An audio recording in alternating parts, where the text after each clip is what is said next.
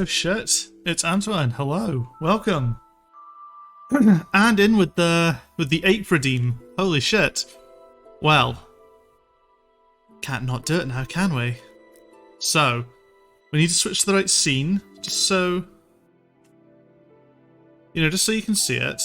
Now, as we all know, NFTs are the future, and we need to always sort of be ready for the future arriving at any given time. And Antoine has embraced the future.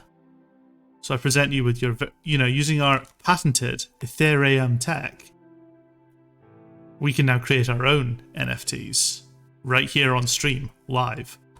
So, thank you.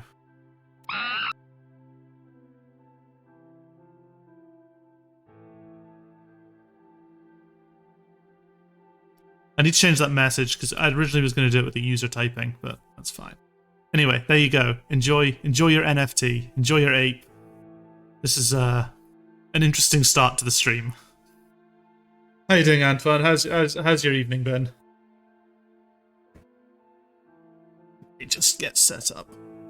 Or I say, how's your evening been? It's presumably not evening over in the US of A.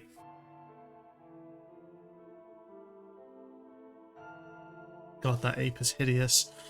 Shout out to my friend Halvar for hooking me up with such a fantastic creation. I just need to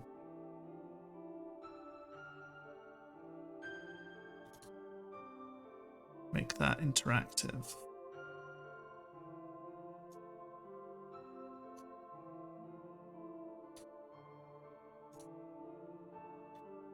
You good? That's good to hear. That ape is amazing and stuff. Well, that's the beauty. Like, so, you've just minted this NFT. It's yours, but it's also not yours. So, enjoy it as you wish. I need to have a different button for stealing the ape, I've realised. I'll sort that all out after the stream. It was a very last minute idea, and the technology's still not quite there, as I'm sure you can imagine. These things take time to get off the ground. There'll be some mistakes that happen. How was my day? My day's been fine, been decent. Oh god, that's coming in very loud for me. Let me know how the volumes are. I've been pissing around with my sound settings, and obviously nothing worked when I first set this up. You're fine, I'm still confused as one. Listen, no one knows what an NFT is, especially not the people who make and sell NFTs. They have even less of an idea of what they are.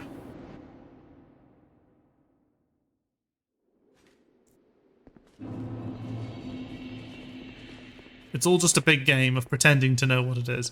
Stupid millennial. Is it millennials? I actually don't know which age bracket it resides in. It probably would be millennials, but bearing in mind I am a millennial, so I don't want to take too much flack for my demographic group.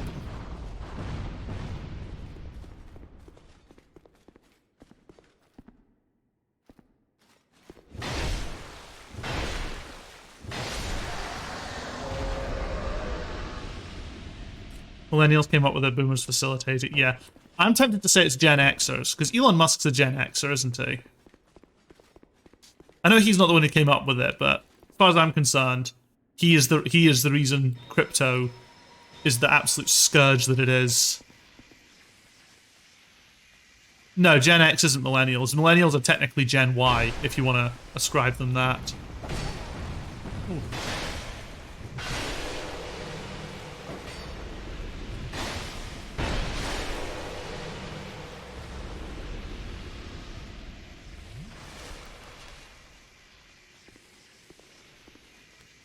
No, millennials come between Gen X and the Zoomers.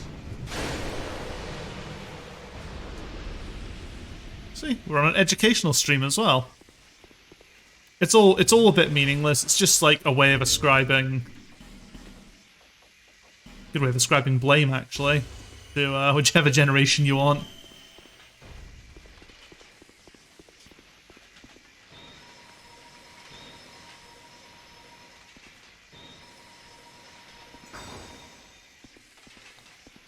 Gen X is fairly common. It's just like, I think because like the discourse has been almost poisoned. Oh shit, I forgot that he can't be hit during that point.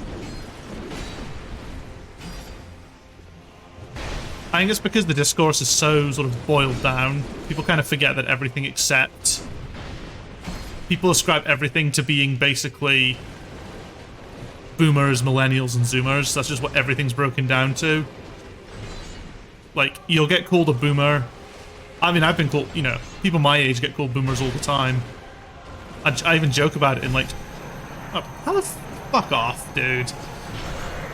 You know, I joke about it, and me and Tori joke about it in her side, because we're both, you know, we're both millennials. In fact, Tori might even be... I'm trying to think. Tori's right on the edge of millennial and zoomer. She's either an incredibly young millennial or a very old zoomer.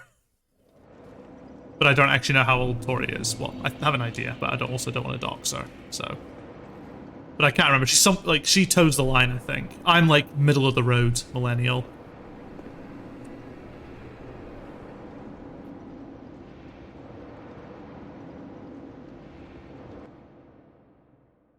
She definitely acts more like a millennial than a zoomer, so...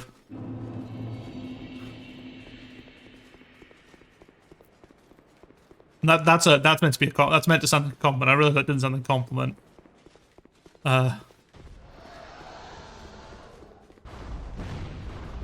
It can be hard to tell though, because VTube is very much VTube in general has a lot of zoomer energy going on in it. It's a very big zoomer space. Oh, that guy's gone now. But yeah, Gen X is what I think. So what is it? It was Gen X, so technically there's a generation after Zoomers now, so the next generation is Generation Alpha, I think. I'm not really sure what exactly years that entails, because I think a generation is like every 15 years, every 20 years? I can't remember how the distinctions are made.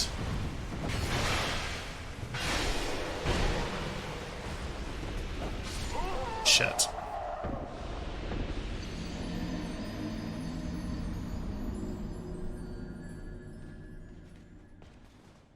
Oh, hell yeah. It's Death 600.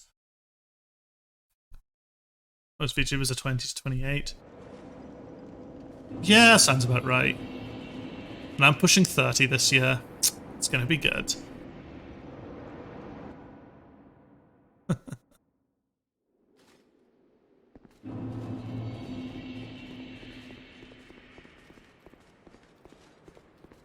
I'm telling like 25. Man, I wish. I also don't wish. 20, I mean, 25's fine, but...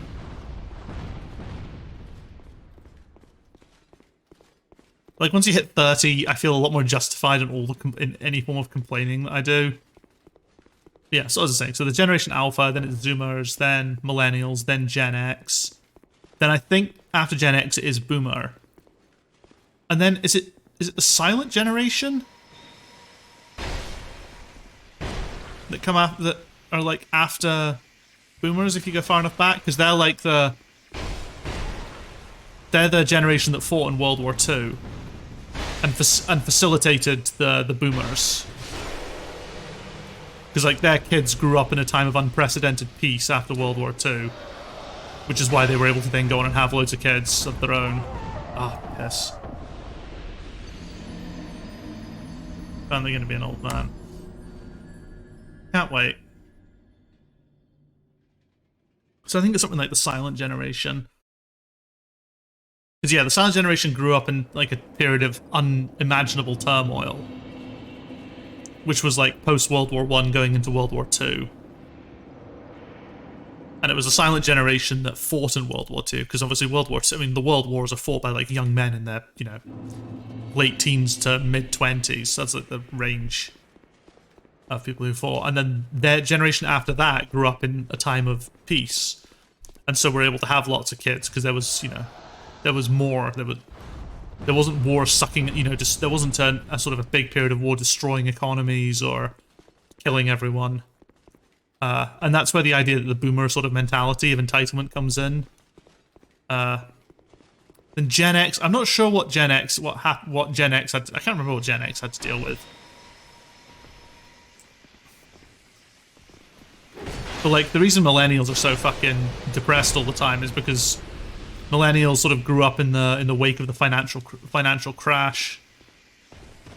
So that's why we hate everything. That's why we're disillusioned and hate everything.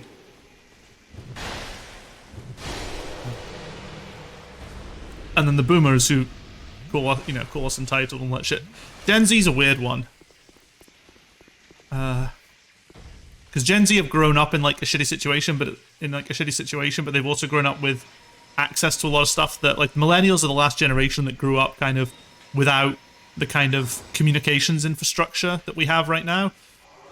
Like when I grew up, I was lucky that we had pretty good internet pretty much from as long as I can remember, but not everything was sort of on the net. We were like the last generation that was like a mix of, I guess, online and offline. But the Zoomer generation grew up online, basically. Oh, fuck off. How does that even work?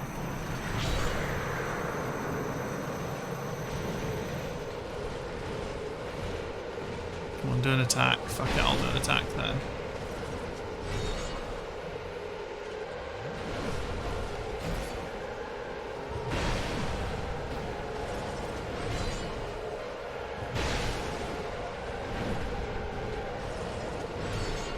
Ooh, that was close, that one. Oof, that was bad.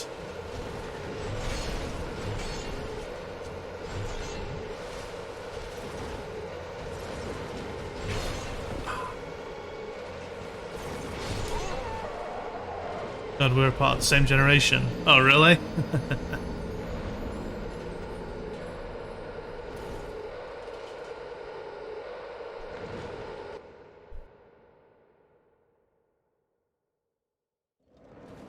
I mean, growing up in the United States might be a little bit different, because the United States still doesn't have good internet to this day. Because of a combination of monopolies and, like, some of the worst infrastructure in the developed world.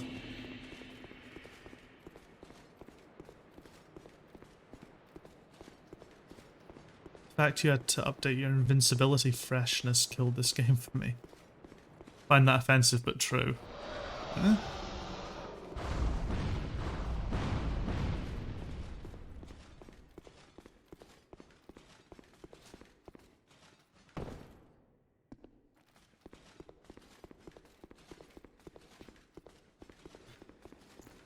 Dark Souls 2 is definitely the weakest of the installments. But it's not. I don't think it's the terrible game everyone always sort of memed it to be.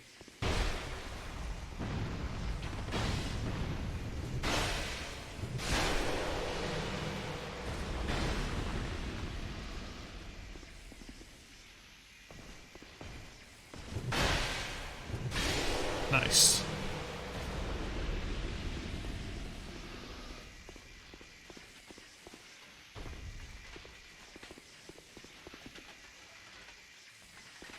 It's not terrible, but it's not... Like, it was still, like, in a lot of ways it was a step up from DS1, but in a few other ways I think it was considered a step back, because it went more down the Demon Souls route, I think, with a number of elements, including the sort of the curse mechanic and stuff like that.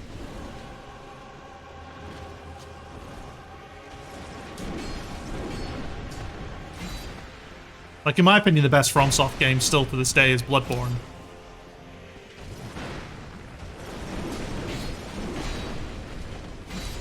That was just terrible. I fucked that completely. Reminds me of their PS1 games. I haven't actually played any of them. Maybe I can get a hold of them, and maybe stream those as well. I think that'd be fun. I want to try and finish this before January 31st, if I can. Bloodborne was too fast-paced for me. I prefer the original Dark Souls. Fair enough. Everyone's got their preferences. For me, well, technically, in terms of the best gameplay, if we're judging purely on gameplay, the best FromSoft game is Sekiro. Its gameplay is incredible. The problem I have with Sekiro, I mean, I've got a couple of things. Number one was my main issue with Sekiro is the setting. Like, I really like how FromSoft does its narrative. And that applies well to Sekiro, but for me... Now, this just might be me being a big European Andy, but I I like the sort of the fairly westernized sort of stuff, the sort of medieval Western influences that you see in the FromSoft games. So when we went to Japan, when it became very Shinto mythology style, that's just not really my thing. I've never vibed as much with Shinto mythology. It's the same thing. It's the same issue I had with Okami. It's not a bad thing. Like the art, don't get me wrong, stuff like the art in Sekiro is fucking beautiful as well. But it's just not quite my vibe, and the story wasn't quite my vibe as well. The fact that you were playing a specific character rather than a representation of you, I guess, is also another thing. But in terms of gameplay, it was the best, like hands down.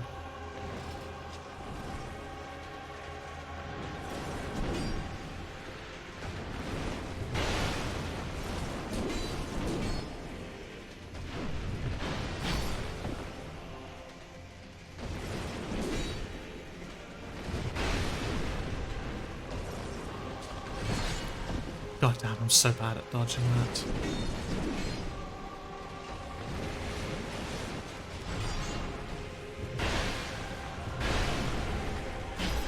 Okay, double hits, just you do not have enough time to dodge out the way. Although, can I pull that one off?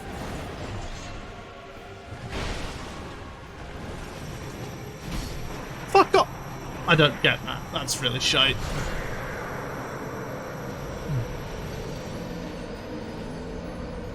I could help you, like, for one, but... I could help you, like, for one, but they're costly. They always something elation. Understandable, some people prefer medieval era, some prefer Edo, Goku era Japan. Yeah, it really varies. As I said, I think there's a lot of really cool stuff in Sekiro. It's just I wasn't as big a fan of the narrative that it was weaving. And it's not that I think the narrative's bad, it's just not my thing. That's why I really like, I liked Bloodborne's narrative more than Dark Souls as well, because I really liked that sort of, even though I haven't read any Lovecraft stuff, I liked that sort of setting, and I liked it being set, and I liked the Victorian London setting. I think it's a really cool setting for any kind of sort of anything, really.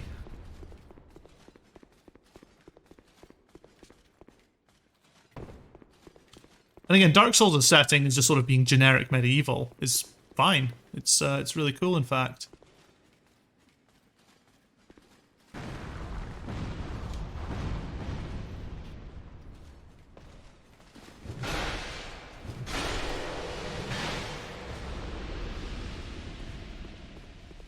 It's rarely represented anymore.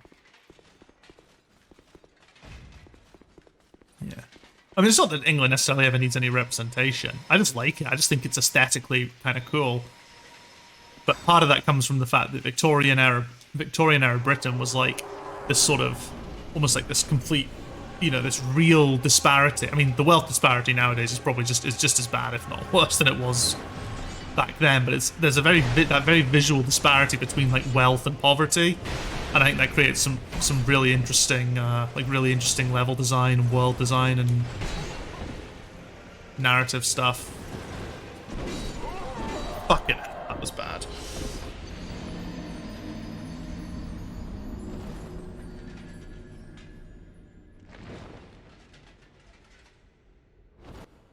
And there's just something about its sort of fashion and everything. And the Victorian era is what seems to always be associated with steampunk. It's just a cool era to represent in media. Vampire tried something, but I felt its combat really held it back. Have I heard of Vampire? I feel like I've heard of it, but I've never actually seen anything for it. But that setting is another reason why I'm excited for the upcoming Lies of P video game. I think it comes out next year, which looks like basically a sort of a Souls-like game where you play. Well, it looks like you play as effectively a machine hunting Pinocchio, and everything's like mechanical constructs. It looks really cool. I haven't heard of it. Send me a link, please. If you just YouTube search Lies of P, That should get it, but we can always watch it at the end of the. We can always watch the video at the end of the stream as well, or when I kill Sir Alonne.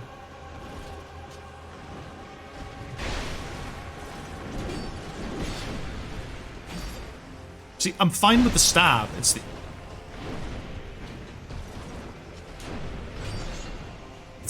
Okay. I failed the dodge, but he fucked up that he missed, so it's all good.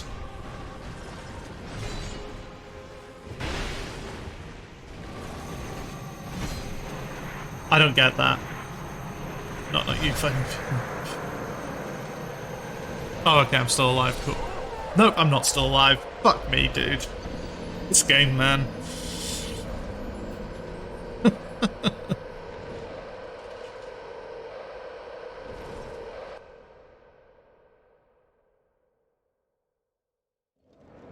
That was a huge hitbox. Yeah, it's just a pain. It shouldn't have such a big hitbox, that's what I'm saying. Really am all alone with Sir Alonne now. There's no enemies left on the path to him.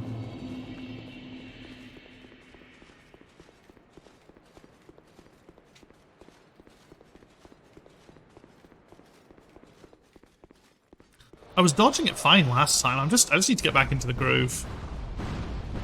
I've only died, what, 4 times to him tonight? In half an hour? Jesus. Oh, tell you what, one thing I forgot to test out on my stream is I forgot to test out bumping up the bitrate for the streams. Because I can now easily support, in terms of my upload speeds, I can 100% support uploading the maximum bitrate. You got him to half health, you're making progress. Reminds me of you, Goku S. Level 3 in Fighter Z. That is a long phrase for a single character, but considering it's a Dragon Ball game, that doesn't surprise me at all that the name is that long.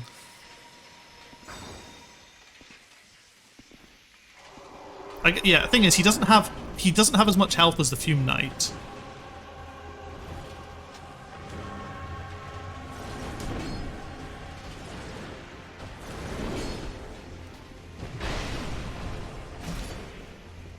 I'm going to let my stamina recover. I want to always keep it at peak. Just so I can always get a dodge off if need be.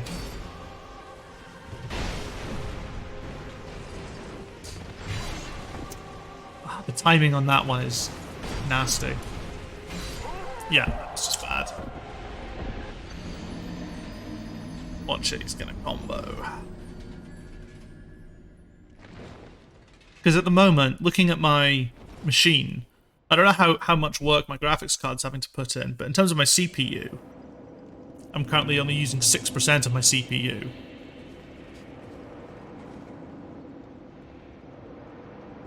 Because my graphics card's doing all the work. I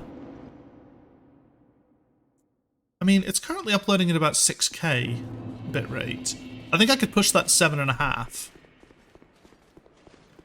And one thing I'm going to start doing as well is when I start doing console playthroughs, I'm going to record at an even higher bitrate. I won't be doing it... what kind of graphics card are you using? I'm using a 1060. Had it for a few years now. But it's fine, like, it's coping fine with this, as far as I can tell. I don't actually have any diagnostics up for it. Maybe it's secretly dying. Which will be a problem if it does die, because I need it. And graphics cards are very expensive right now. Because crypto farmers are, if you're doing maintenance regularly, define doing maintenance. I have not opened my PC up since I got it 4 years ago.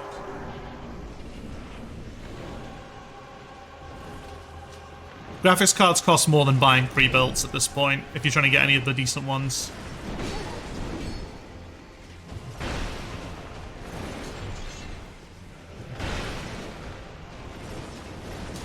Combination of the global chip shortage and crypto miners have fucked the graphics card market.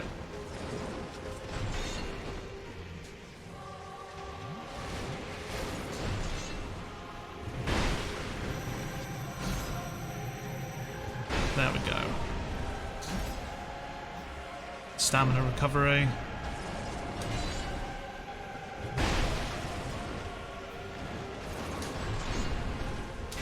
Diving to the right seems to be better than diving to the left. My right, not his.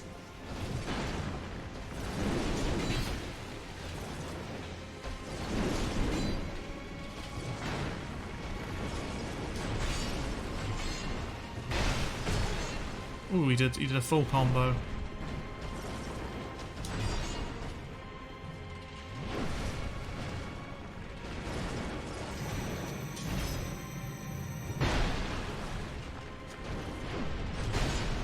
I forgot he did that.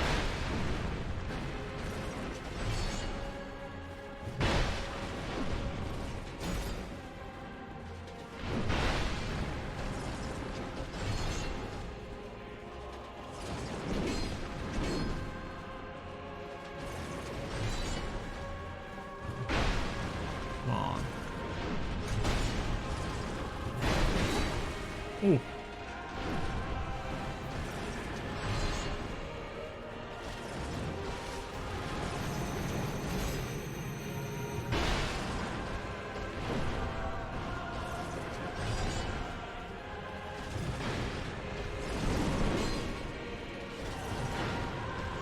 Shit.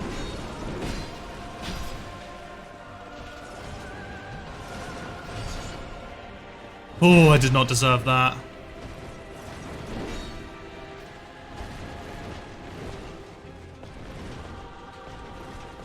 Don't back into that one.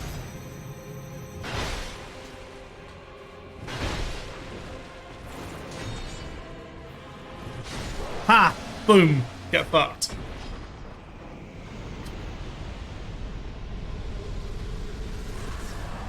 Killer, we should turn this into a PC maintenance stream. I mean, like, I feel like one thing I do is, if, you know, it's not an illusory wall, you trolls. Like, so one of the things with, like, graphics card, with graphics card and all that, is I feel like if I can, you know, I've got a capture card now. So if the PC did conk out for whatever reason... Smelter wedge. You should clean it at least once a year. I mean, actually, to be fair, I think I have cleaned it once. To be fair. Maybe I'll take it into a PC shop one day. Listen, I know nothing about computer hardware. Like, I may work in games, but I know zero about hardware. Both, you know, what to get, maintaining it, what can go with what. It's not something that interests me, because I know that there are people who know more than I do. I know, might be hard to believe, not everyone in games knows about PC hardware, and you don't need to. I don't do that that's not my kind of job, so... It's why I've always preferred consoles, generally. Because consoles, you know what you're gonna get, for the most part. Right, what were we putting points into? It was adaptability, so I could get my, Oh, my agility up. Oh, fucking hell, that agility jump. Hell yeah. You're breaking my heart. Why? Just saying, I don't know. It's...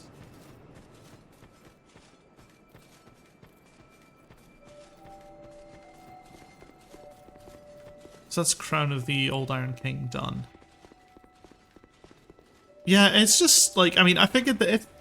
Messing with you. Like, if this was to die, like, properly, realistically, if this was to die... It wasn't... I don't... It seemed something...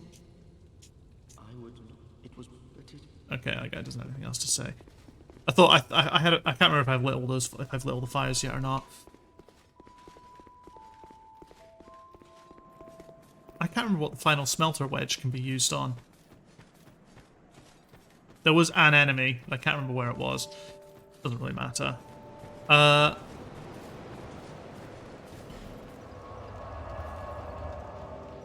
me just think, where's the...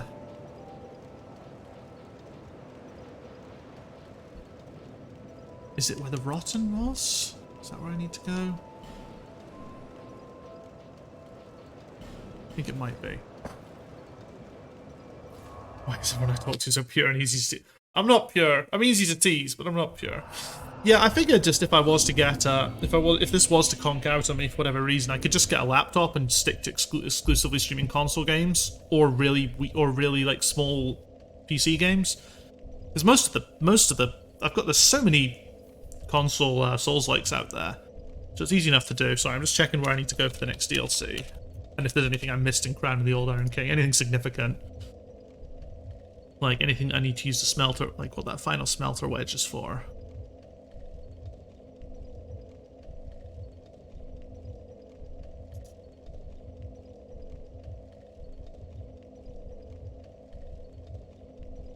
Oh, okay.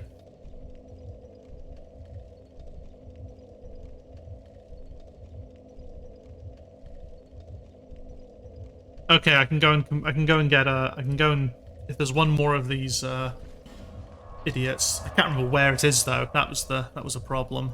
Oh wait, no, I think I know where it is.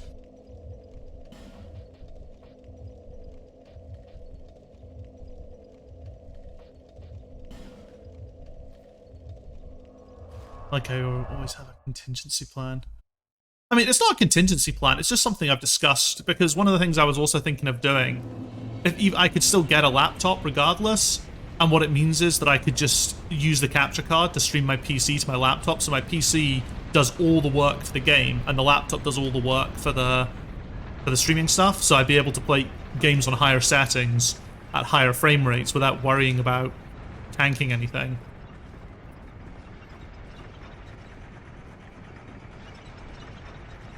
That's not the elevator I wanted. So I have considered that as well.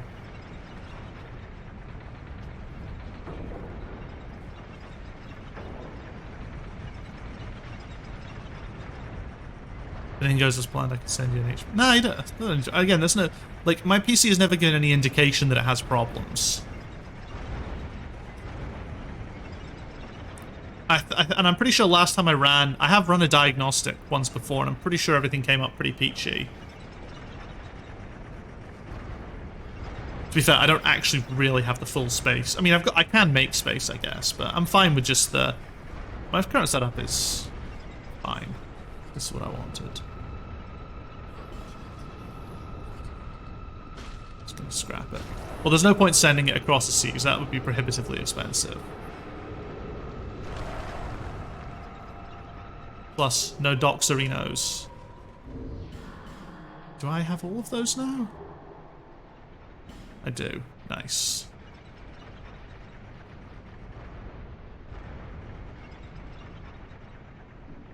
I wonder what you can make with that.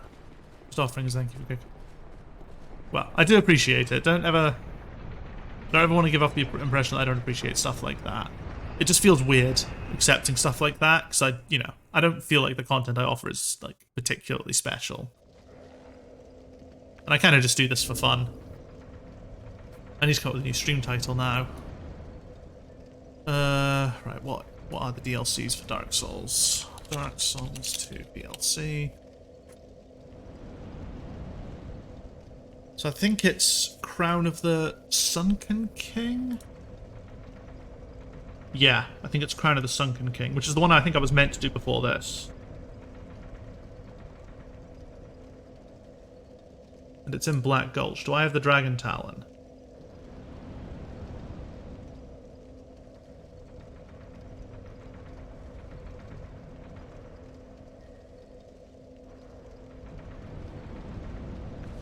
So that's the next question. Now, was it a key item? I feel like it was a key item.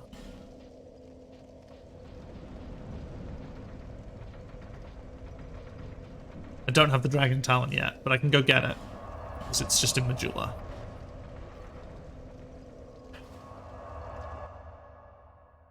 Head back to Majula, jump down the well. There will be a ladder that will lead to the Forgotten Door inside of 3 chests. Right, so we need the cat ring.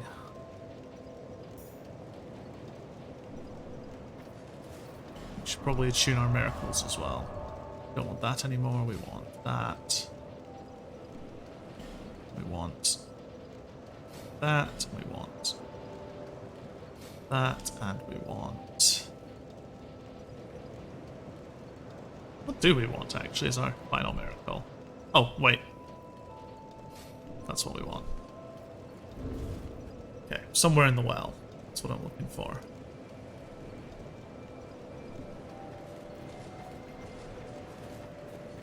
To be nothing for a great streamer. Honestly. Being far too kind. See, you say that, but your streams are always cool, so I can hang out with a friend. Well, I'm glad. I'm glad I can offer that up. I try and just keep them chill. I mean, part of that's the thing, like, I guess one of the nice things is because I don't, like, even though I have rebranded to try and improve sort of try and sort of focus my content a little bit to attract a slightly bigger audience, or an audience that knows that they're always going to get at least the same sort of thing they'd be interested in. I've always gone for a guts kind of build. Fair enough. Yeah, I always like Strength Faith. It's a nice combo, just for the extra healing, if anything, and for all the buffs that speed the boss fights up. But because I don't do this as, like, a career, like, I effectively do this as a hobby.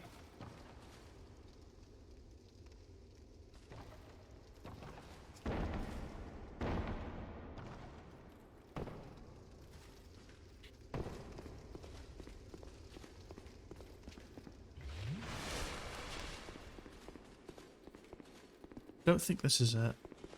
Do it a little later, try people in jail.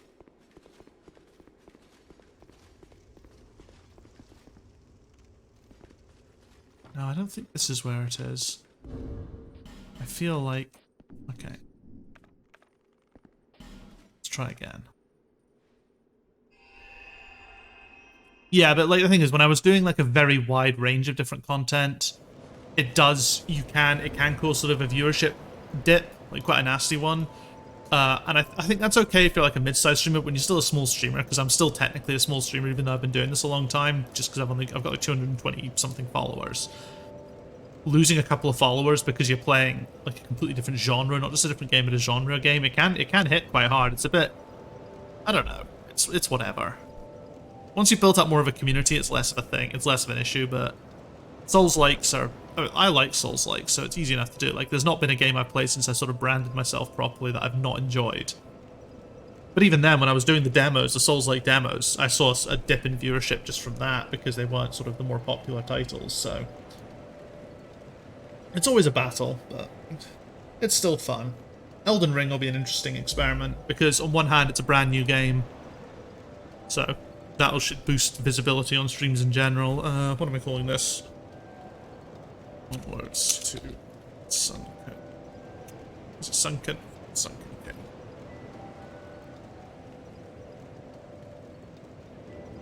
Yeah.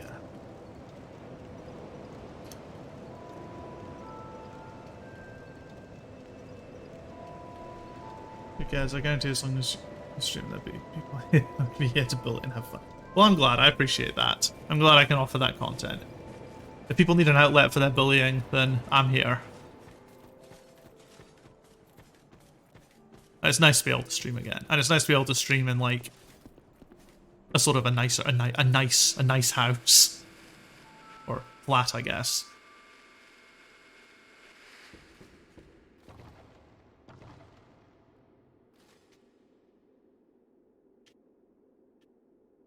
Surely the cat ring can't survive that fall. Let's find out, though. Didn't think so.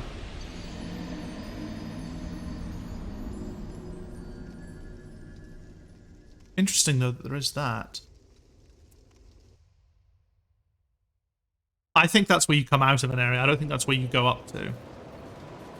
But I did see another ladder. I'm not too fussed about the 17k souls, if I'm being honest. So did I miss that ladder when I should have been climbing it? Making a prediction, you'll hit 680 death. Ooh, fucking hell. Whew, that'd be a lot.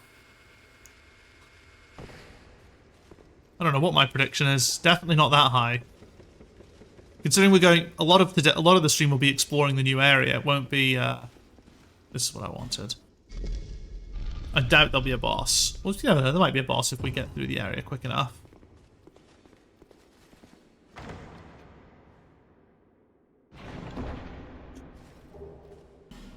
Soul Vortex.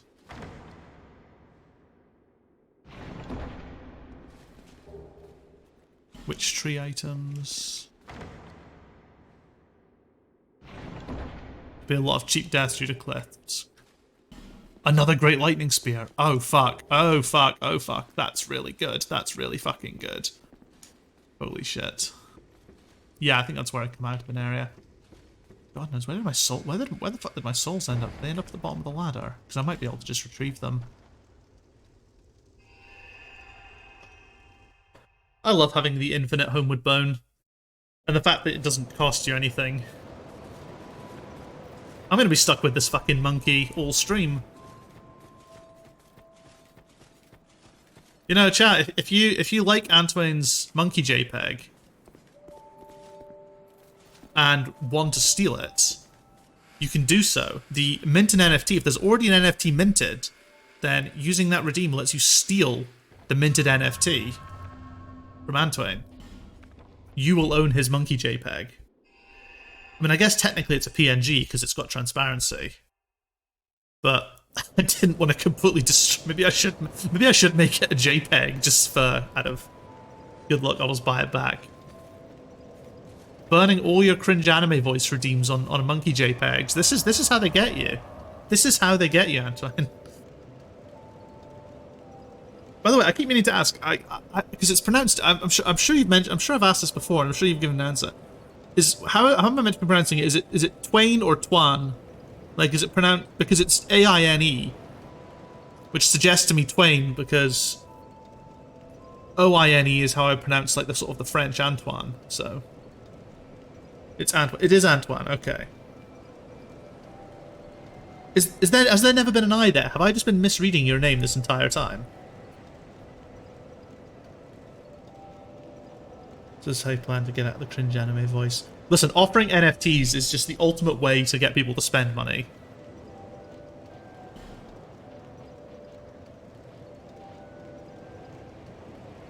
Okay, that's cool. I honestly just didn't know because I've never seen it spelt that way before. 8 Great Lightning Spears now. Oh, baby. Right, I need to go to Black Gulch now. Okay, well, apologies for continually getting it wrong. I was just like convinced, it's like, oh, that's how it's spelled, so that must be how it's pronounced. But what do I know?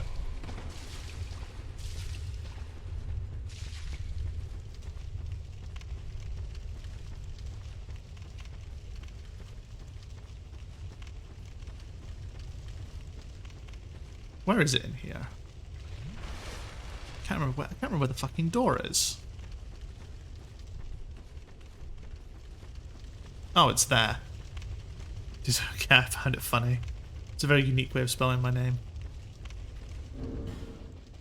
Just sitting here. Then again, you know, no one knows how to pronounce my name. Everyone pronounces it differently, which is why I've just accepted that any pronunciation is acceptable at this point.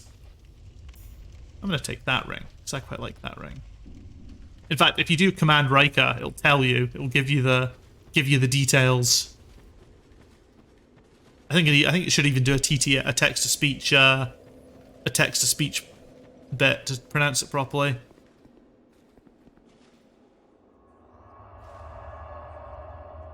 So you can try that out if you want. Rika. I couldn't find a less posh one.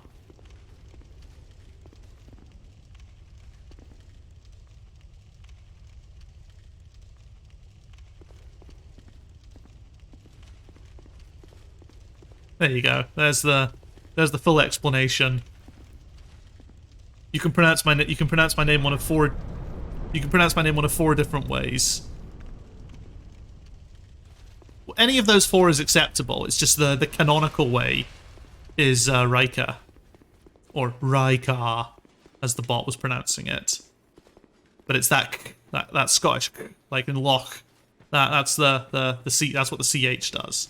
Technically, I think my stream name is probably more German than Scottish, but is easier to pronounce. Like whenever I've said hello in a German streamer thing, it's like fucking right on the money.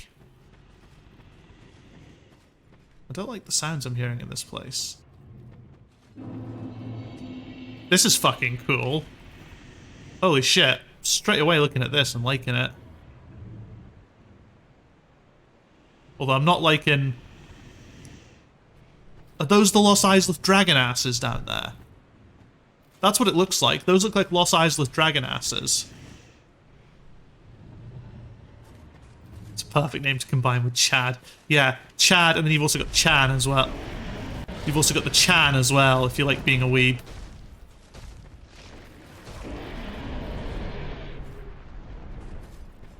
And with its pronunciation, Raikun also works as well. Dragon asses, yeah, that's what the enemies are in Dark Souls 1 in Los Isleth. It's just disembodied dragon asses. This is exciting. An entirely new area that doesn't have a lot of fire. Are you ready? I am. Now, I'm not sure if this DLC is meant to be easier or harder than the last one, because the DLC listed this is the first one that they released. Okay.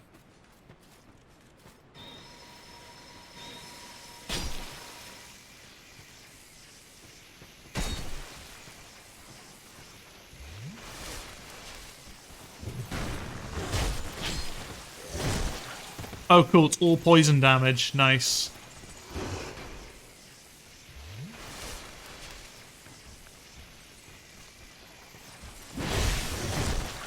Ooh, and they don't stagger.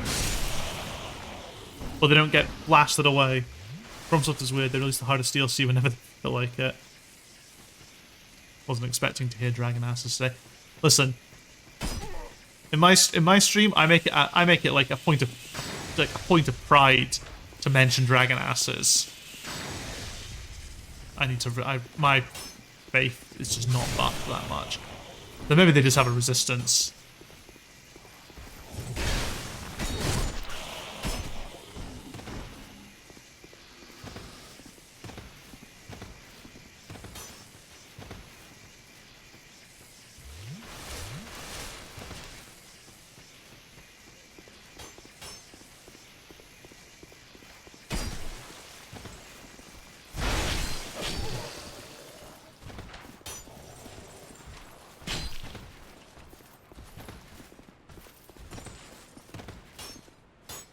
Having enemies that don't stagger is really annoying.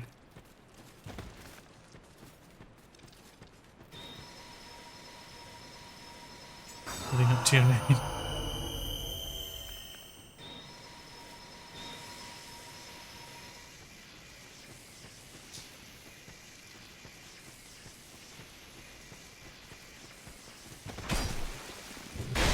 Like, I thought I heard the sound of an Estus Flask. That guy fucking healed himself.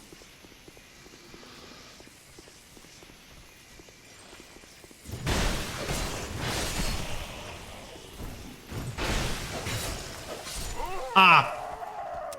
That's so irritating. The last one. The last one! Where do you get Wrath of Gods in this game?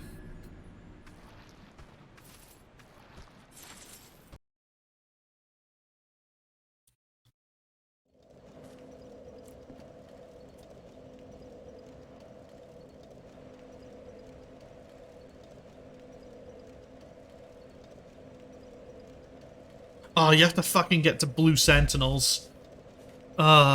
Blue Sentinels rank 2. Well, that's not happening. I'm not doing the online for this one.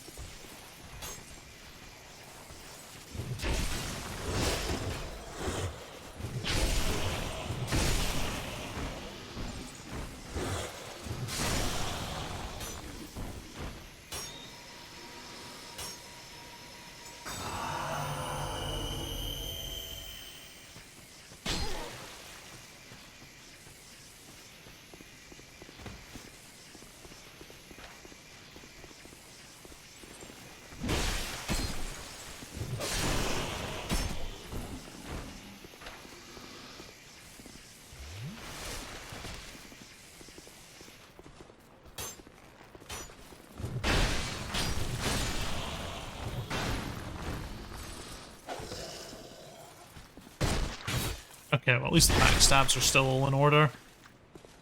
Oof. Why not? It'll only take 3 months. I feel like you may have answered your own question that, oh, 5 life gems, how generous. What the fuck are these things?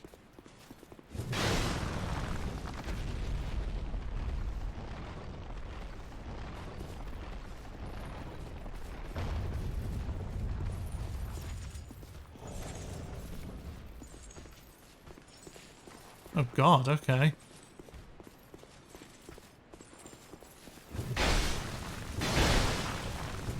Okay, they stagger if you hit them twice. Don't you Estus, you little bastard.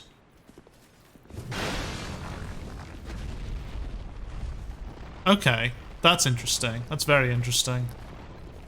So is that gonna raise... Is this gonna raise...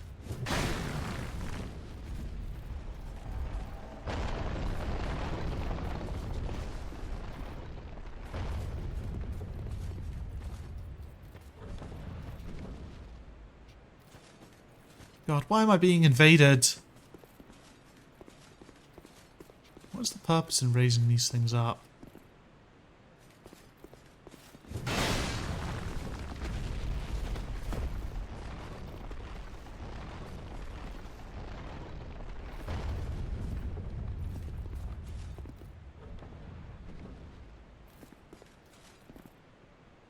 Is there any purpose?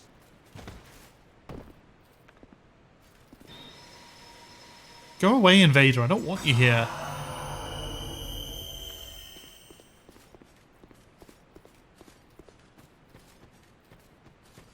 Like, if this guy's invading, it's good.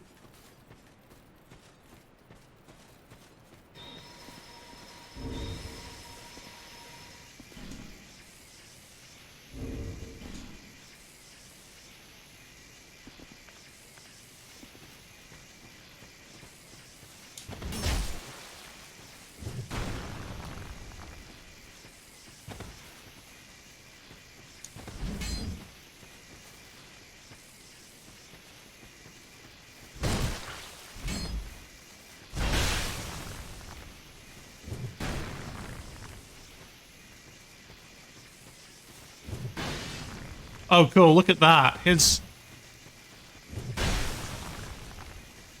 Whoever his internet service provider is needs to he needs to sue them for false advertising, because this is ridiculous.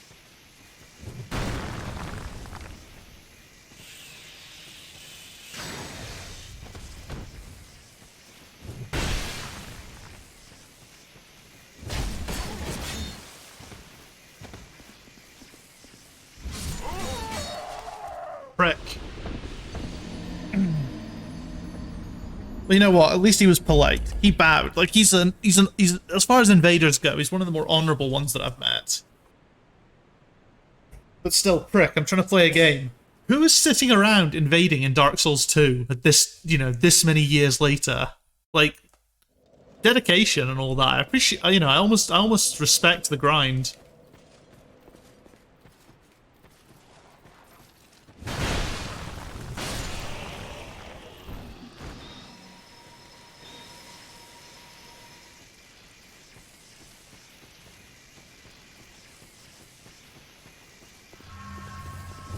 Oh, interesting. Those stay. Which means that you can't get pelted by arrows as easily. Because you can line of sight them now. Probably Borderlands. I mean, that's it. That's the only reason why these people still play this game.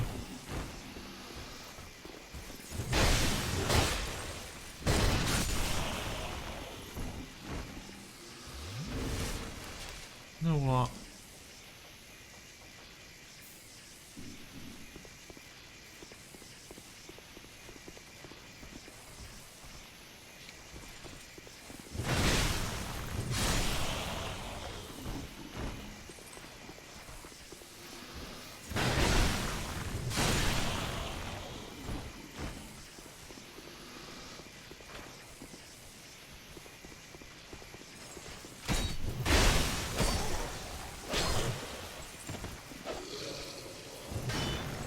No, not good, not good.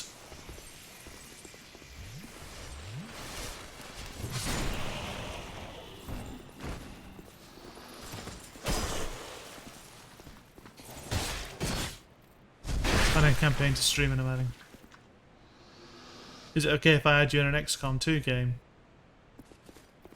Oh, what you mean as like a party member? Yeah, fire away.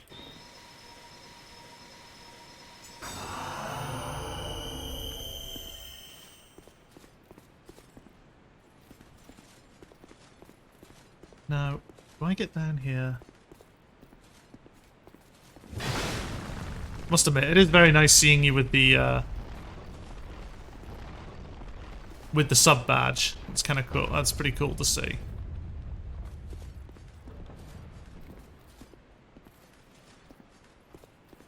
I always like seeing sub badges in the chat.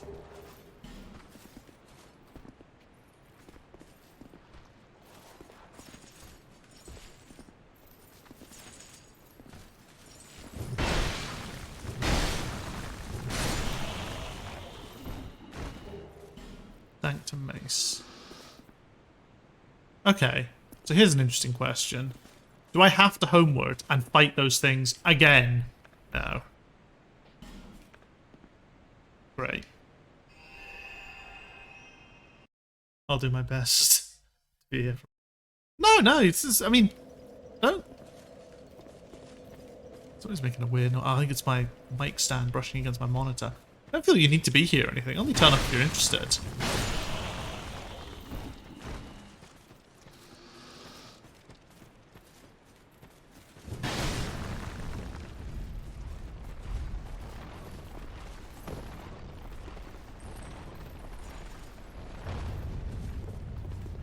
Let's see where this one takes me.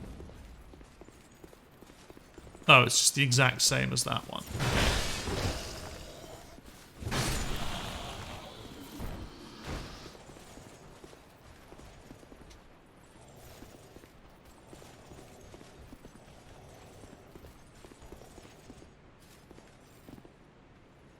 I want to say no, but the a-hole wants to say yes.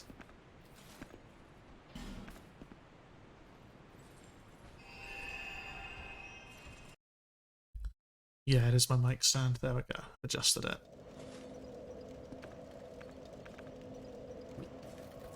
We might as well rest at the bonfire, considering that the enemies reset when you're homeward, but it doesn't count as a bonfire rest. Because that's, you know, makes sense.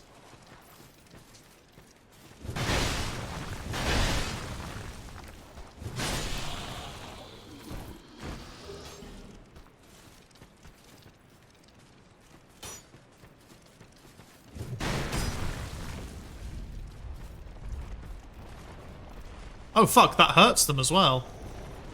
That's cool.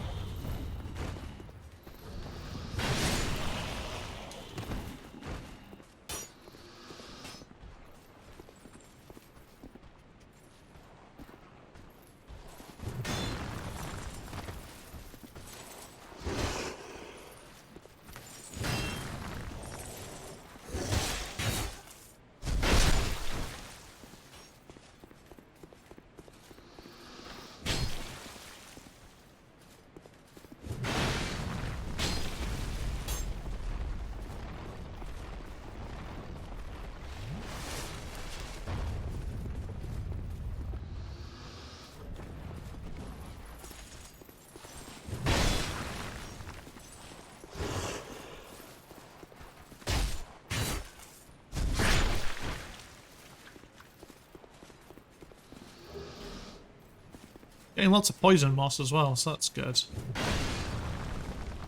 That might even actually be worth equipping. Just in case, although the poison build-up's not too bad. In all honesty. Oh, of course, they healed.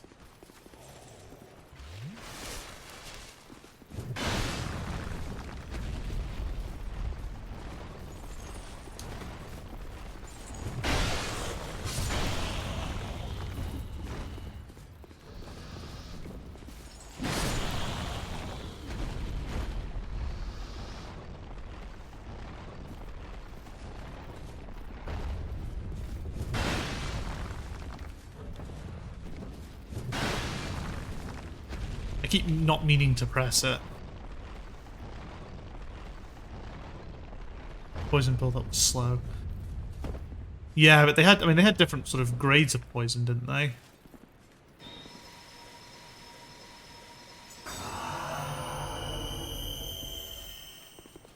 Oh, is this literally just the exact same as this? Oh, okay, cool. Right, so I can just keep I can keep this one up at all times then to block the line of sight. That's nice. I like that.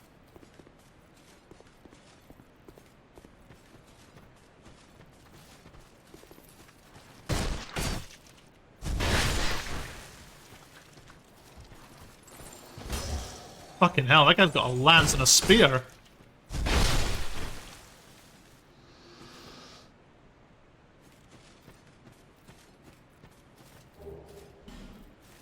Poison stuff. Oh, that's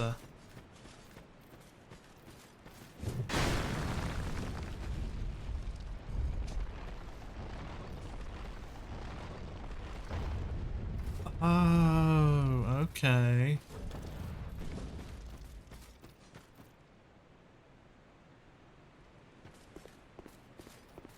Nah, big question. Okay, no, there's nothing of specific interest there.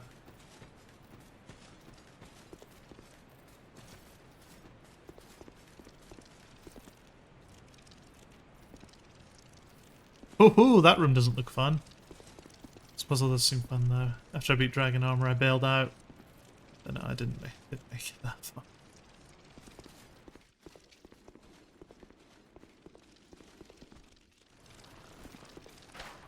By Dragon Armor, do you mean the old Dragon Slayer? Because Dragon Armor is DS3. Isn't it? Or am I getting things wrong now?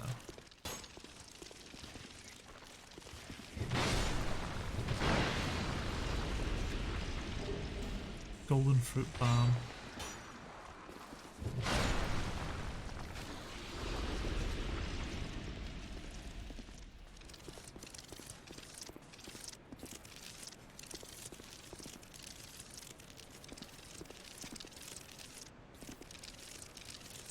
No, what the fuck is making that not?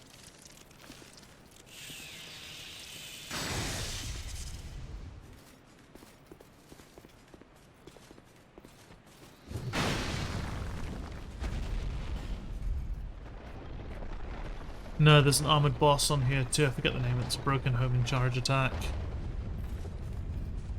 Oh, nice. Okay. Shortcut unlocked.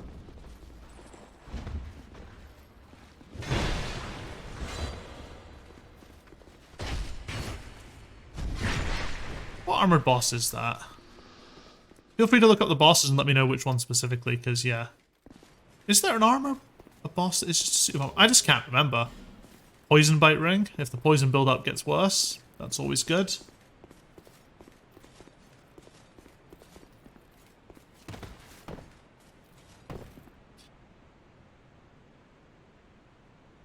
The Dragon Slayer armor boss in DS3. Yeah, Dragon Slayer. The Dragon Slayer armor is a pretty fun boss. I don't remember it being particularly bad, but I wasn't counting per boss deaths back in DS3. I really wish I had been. Like, that's something I'm really happy about with this new tool that I've got. This new death counter. The fact that I can now count on a per boss basis. It's pretty sweet.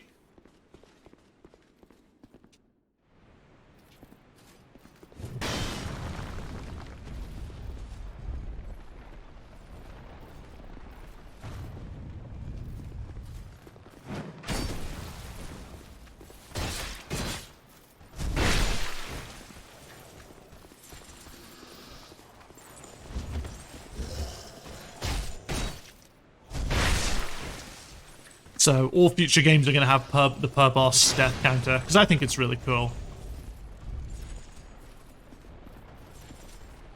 God, this area is awesome. Not bad, but the dragon spewing fire in the third phase can stun you. Yeah, that is pretty bad. Like, I'll happily admit that part.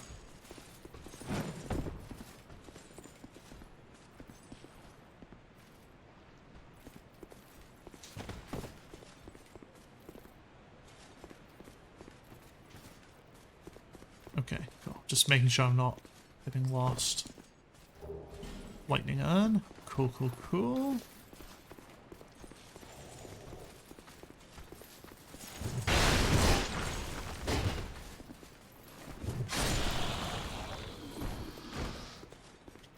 wonder how you get the item up there.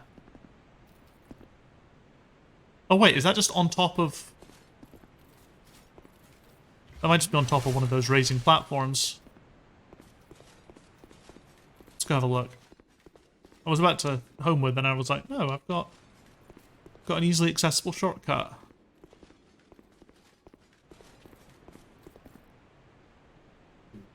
It's on that, okay.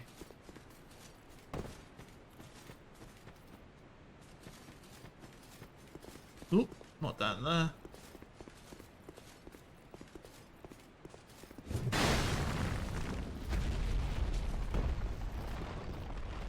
Is it literally just a case of doing the running jump?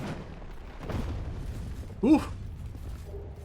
Dark quartz ring. Hell yeah. If the boss in the area does dark damage, which, if it's giving me this ring, probably a decent chance that it does.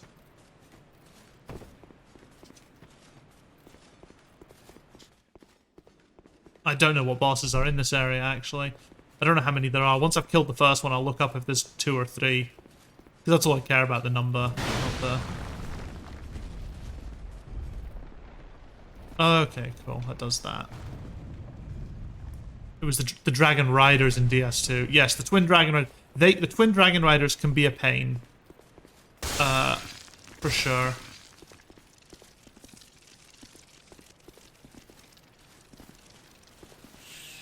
Is that gonna hit? Nice.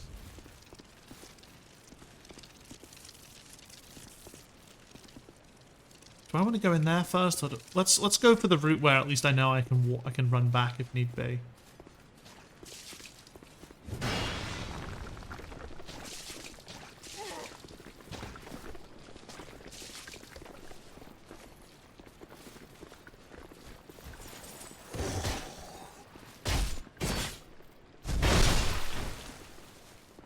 Wait, does this thing actually take damage or not?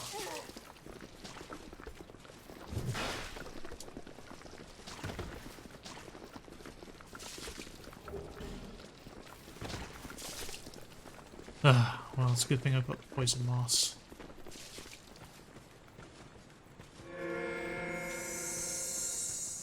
Be wary of ambush, right. Thank you, other player.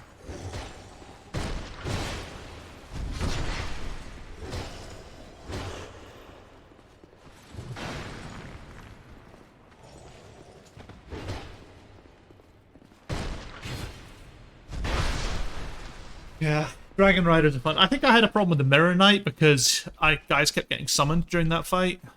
Which is, by the way, an incredible mechanic. Duo ahead, left. That stair looks like the kind of thing that will crumble straight away. But carefully try projectile.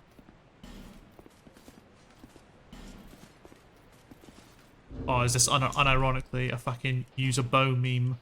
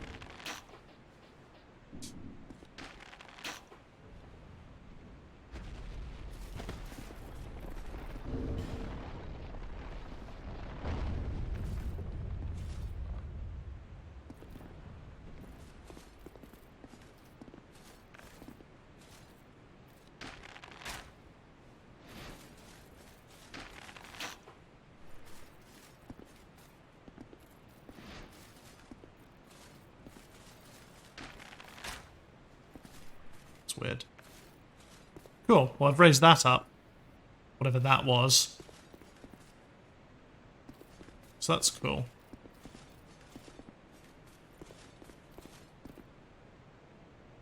But they'd be too bad. I can't remember how many attempts the Mirror Knight took. I think it was like maybe 5 or 6 attempts. I can't remember. I'd need to look back on my...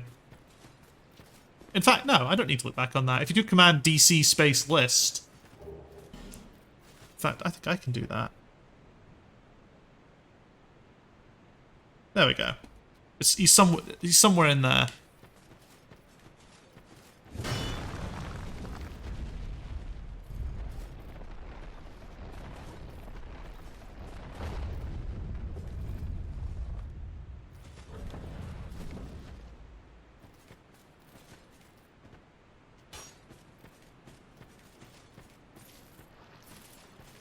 Oh, hello.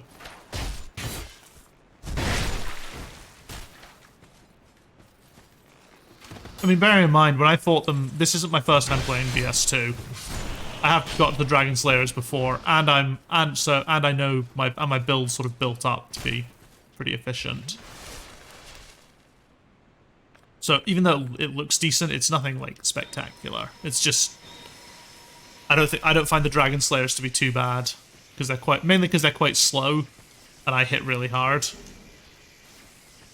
But also never.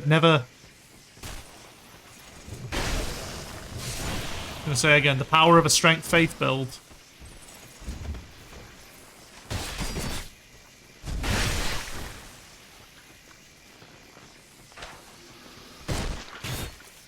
It's easy to say the compliment. Okay, thank you.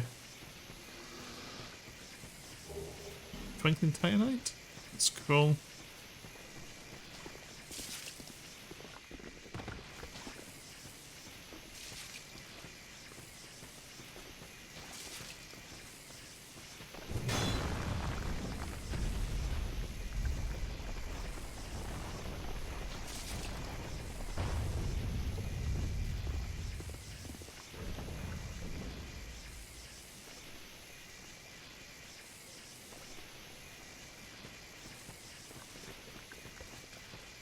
So, do I need to get onto this?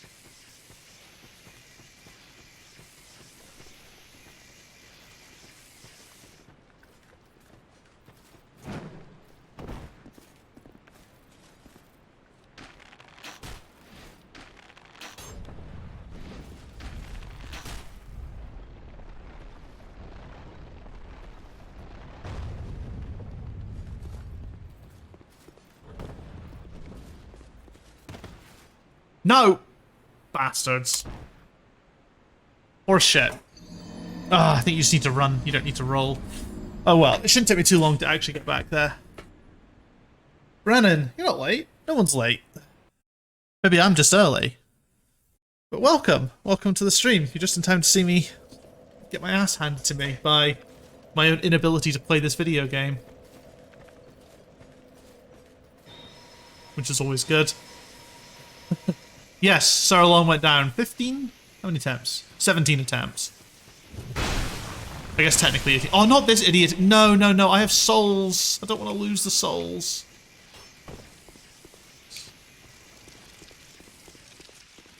Please let me get my souls. Oh, well, I'm not getting my souls. Ah, joke's on him.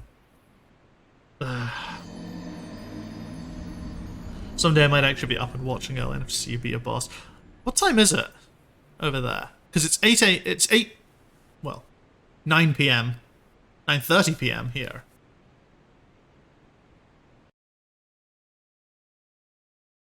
That was a lot of souls, but you know what? I'm never too disheartened by stuff like that because it's not boss souls, it's just trash souls. So never quite as bad. 4:30 EST. 2:20 p.m. about. Fair enough. I'm gonna kill these guys just to farm up some souls.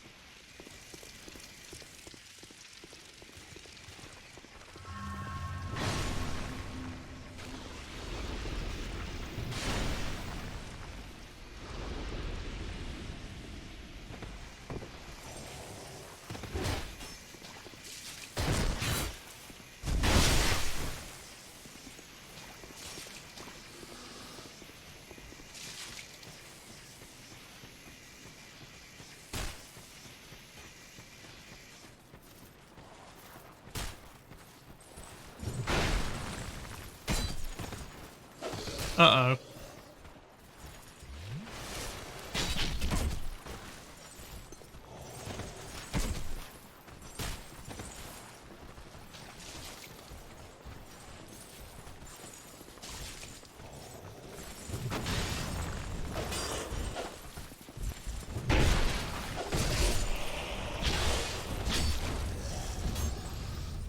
Woo.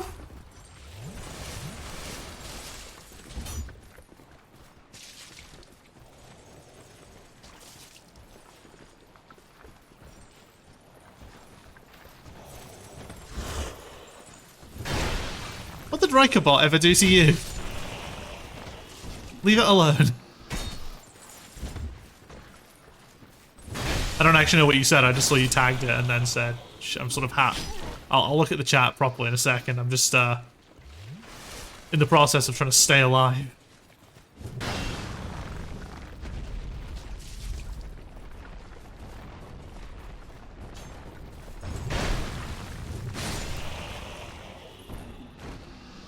I was gonna say I don't have cats anymore. I'm mountain time central's an hour ahead. Something just made me stupid. Fair.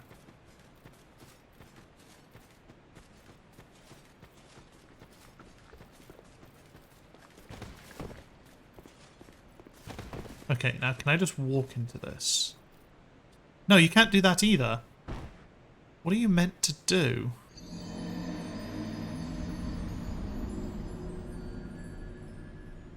Is this another one of those, I'm going to need to shoot it, and then very quickly respond to me shooting it? I think it could be that. It very easily could be that.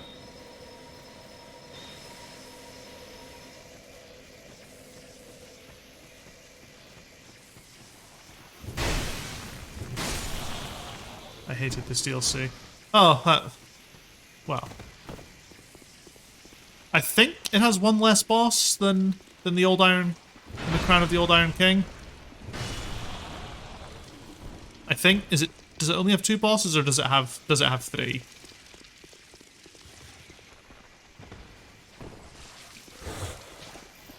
a second, how did I never pick that up?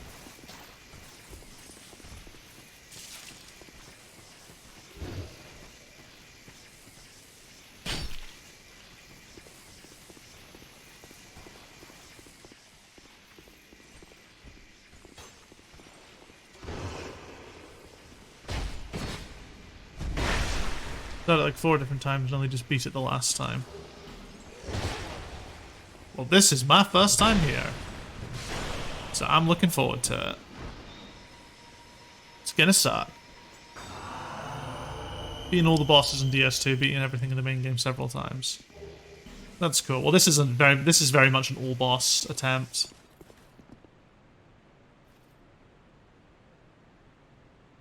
Oh, okay, I know where that is.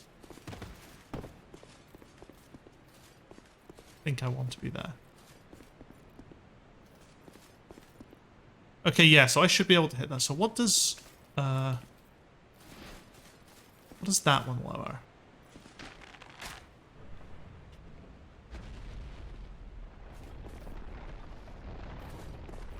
Okay, so that one raises that one.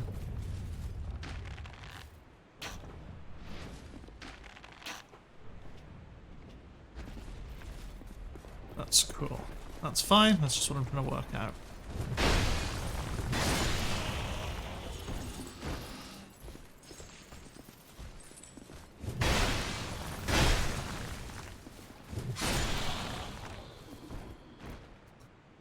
You're actually good at games, Bren. I think that's on you to answer, Brennan. I believe that you're good at games. Beating all the bosses in Dark Souls 2, that usually says something.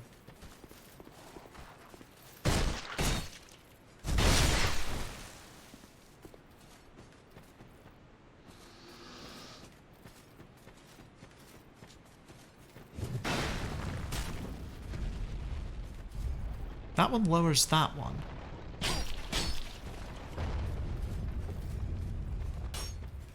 Oh wait, is this the...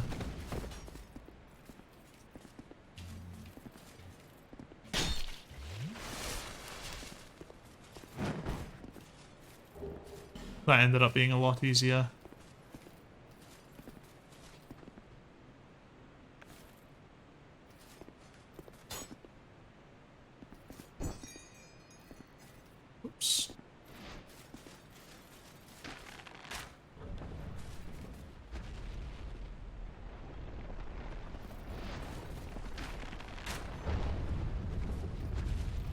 Can I hit this one?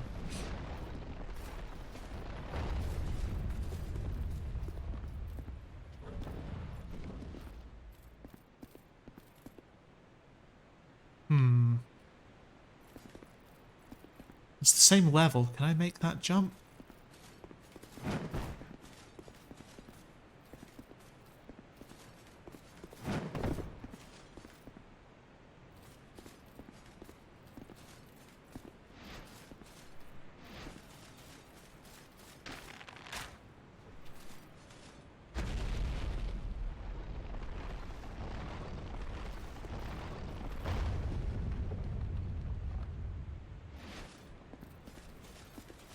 So you know what? No, I think I want that raised. I don't know. We'll raise that one back up, and then we'll go from there.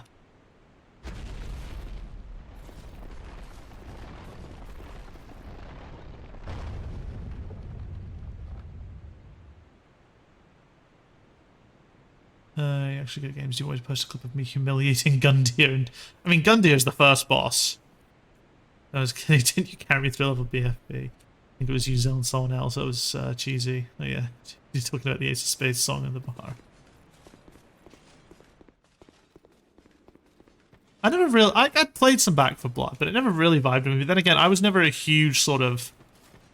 You know, I was never the biggest, you know, Left 4 Dead fan. I played it because all my friends played it. No, that's bullshit, man. I can humiliate both forms of a gun. It's fun if you have friends to play with. Yeah, I mean, that's the thing. I played Left 4 Dead. The thing is, because I never had an Xbox, I only played Left 4 Dead when I was round at my friend's house. Because bear in mind, when Left 4 Dead came out, I was in high school.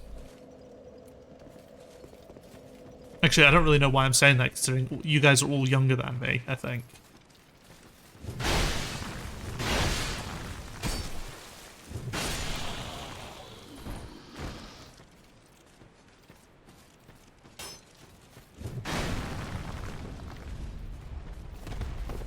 You're a bit... Are you actually older than me, Brannon? I always assumed that was a meme. I did genuinely think, as far as Tori's community went, I was the eldest.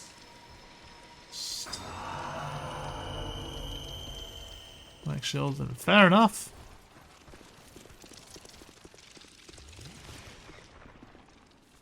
That guy. I didn't kill that guy, and then he healed himself. What a bastard.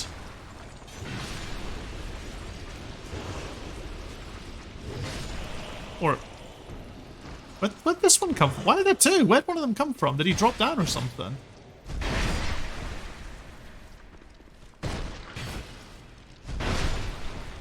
Let's just show some respect to my elders.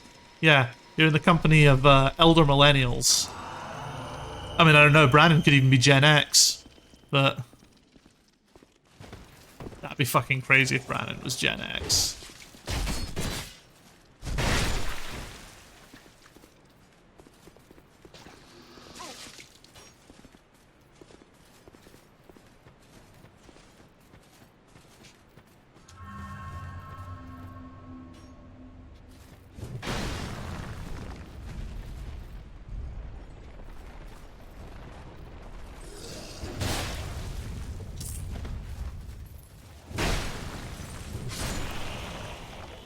You know what? I'm gonna raise this one because it looks like you can drop down from each of them. So we're gonna do it that way. We're gonna kill everything.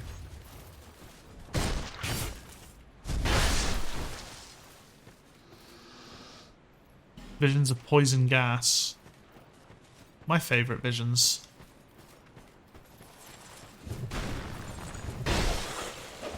One of the reasons I actually want souls now is because I want to be able to go back to Majula and buy more arrows.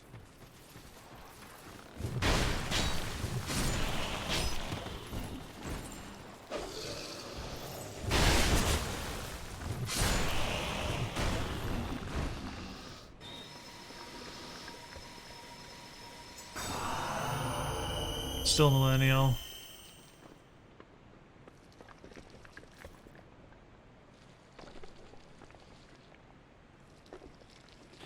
I mean, if Brandon can't be 40, if Brandon's older than me, then Brandon's at least 6 years older than you, Antoine.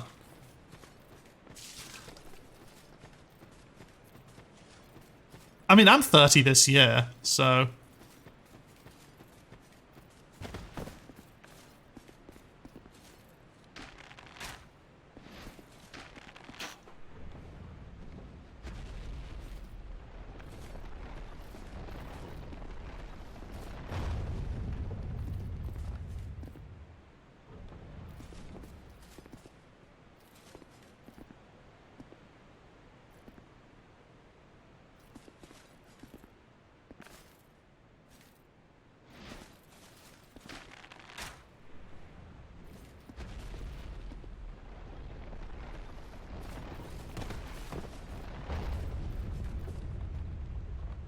I'm a frog, I'm eternal.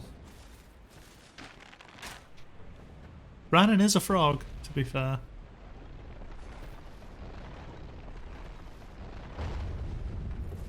Oh, what? What's the actual point of raising this one up? There will be a point, so I'll just keep it there.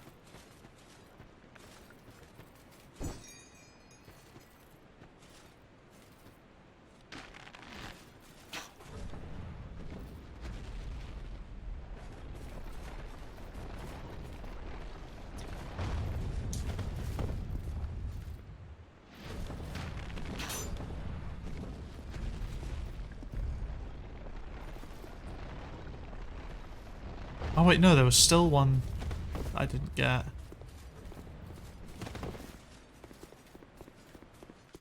Okay, we're all good. Tell that to Frogger. Don't go dissing Frogger, some of us played ironically as a kid. I don't think I ever played Frogger as a kid.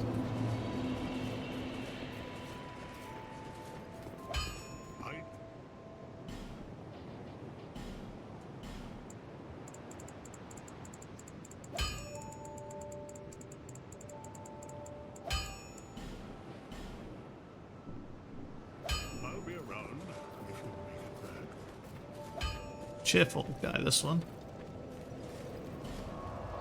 No one remembers Frogger. Are there literally 3 zones in this DLC? That's cray.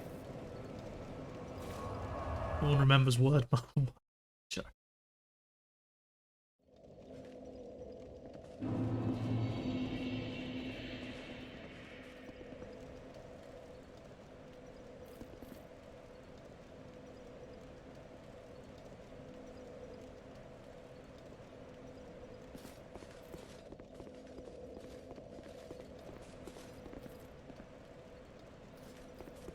Ooh.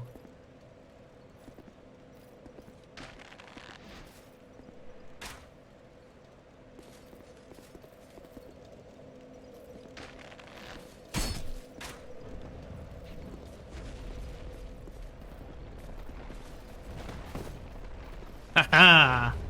Thunder Quartz Ring +3. That gets the biggest of hell yes from me.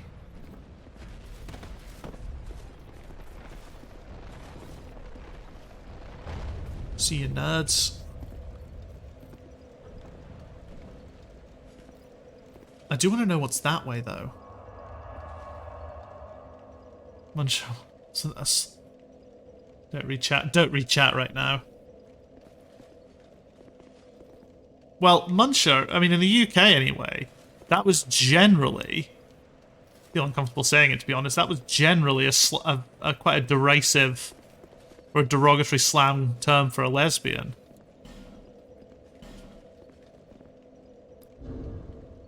Wow, that's... Held message for reason, sexuality, sex, or gender. Allowable post it to chat.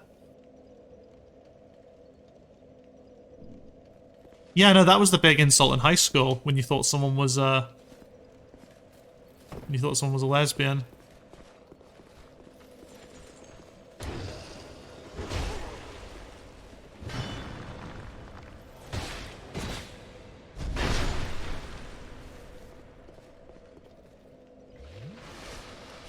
Because, like, every straight man in high school was deathly terrified of going down on women for some bizarre reason.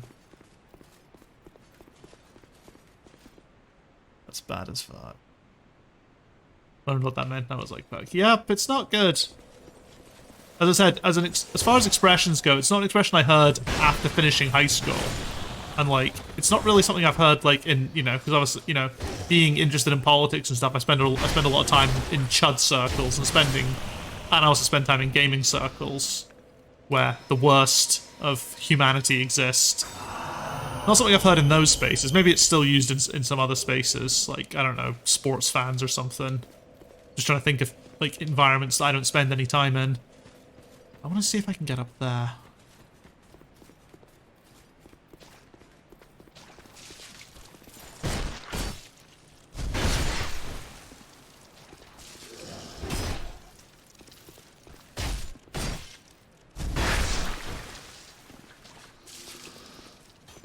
I mean, I don't even know if I'd say high schools gravitate towards divisive words. They just gravitate towards stupid words. I mean, it doesn't even... I mean, like...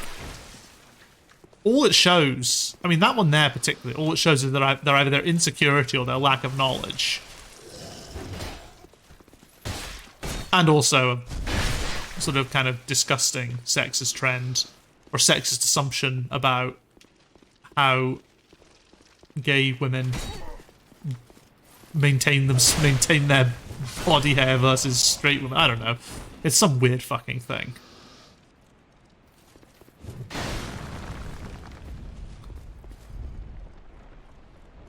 Okay, that's not the one I wanted.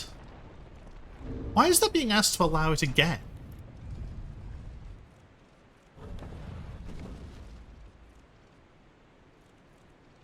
Oh, it's because it's of question mark. If someone chewing on an actual carpet is so much more offensive. She's offensive.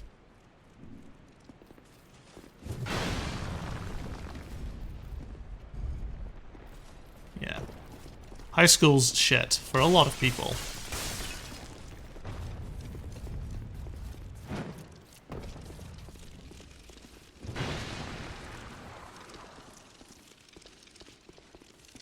Like, as far as I'm aware, Scotland's come a long way, but, like, I did not know of that many gay people in my high school because growing up gay in a lot of areas of Scotland was really not good.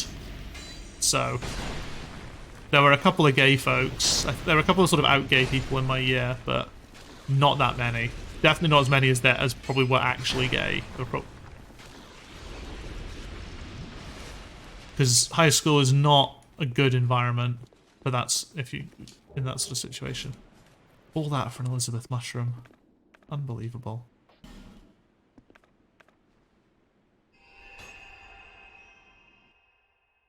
I agree, being the most volatile in high school because it was that wild. It was middle school where I had some of the most offensive times. I went to a small school for high school. Bearing in mind, American middle school and UK, we don't really have middle school. At least in Scotland, you go straight from primary school, which is your grade school, straight to high school.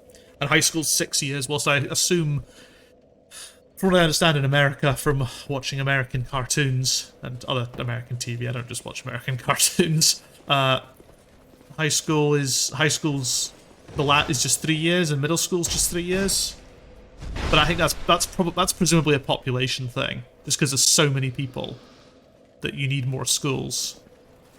So splitting them up like that makes sense, I guess.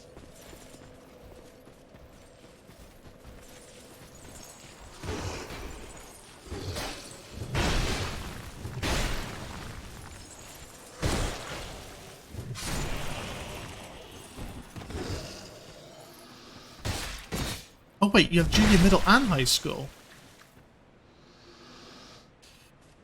It was different here. Being gay wasn't that bad as long as you had nothing was bullying you about.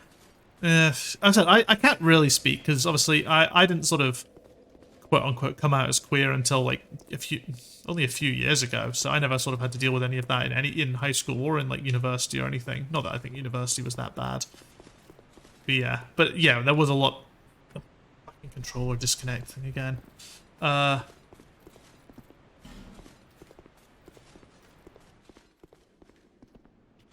yeah, I can't imagine the kids in my school had it very good. Yeah, that's mad the way the school system split up like that. Because yeah, in UK, in most of the UK, at least Scotland, England's a little bit different because England has like you have like sixth form college.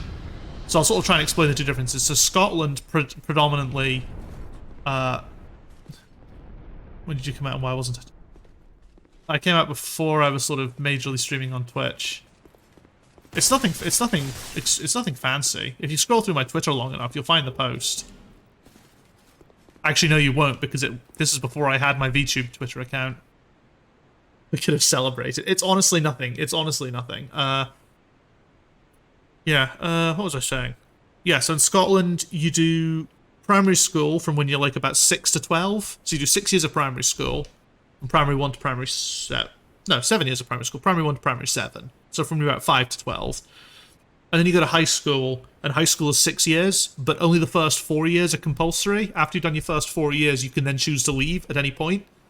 Or you can stay and do 5th and 6th years, which is where you get your sort of your university qualifications, or university entrance qualifications. England, I think, is a little bit different. You do your 4 years in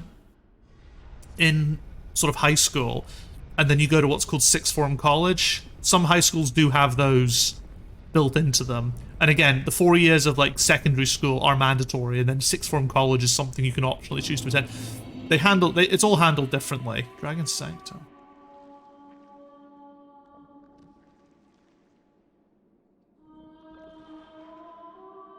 Interesting. I mean, it's not, but it's a reason to celebrate with everyone. Honestly, don't know of anyone who was gay until after I was out of school, so calling someone gay to make fun of them was just tradition. Yeah, that was very big in our year. As I said, we had like maybe 1 or 2 out gay students, and one of them was, I think, very quiet. Well, one of them was very quiet about it, and one of them was very vocal, and at the time, we all thought he was a right pain in the ass, but you know what? Good on him for not putting up with bullshit when people were being openly homophobic.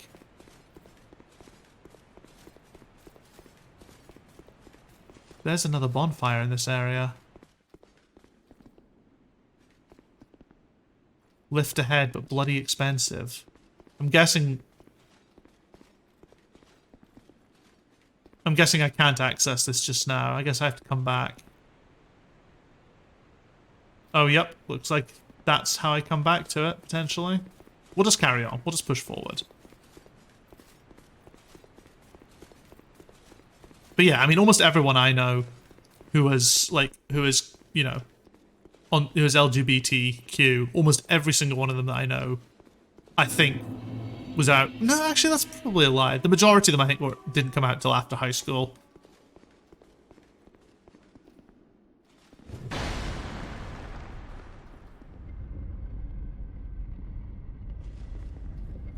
Okay, let's clear that up. Dragon Charm, Soul of a Great Hero. Ambush ahead, then try ranged battle. Interesting.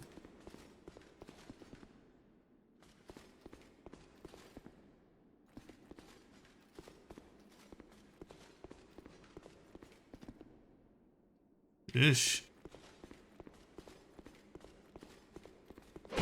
Oh!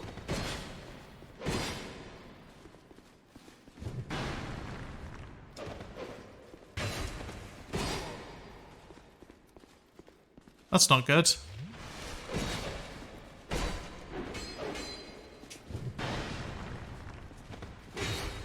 Oh, and I can't hurt them.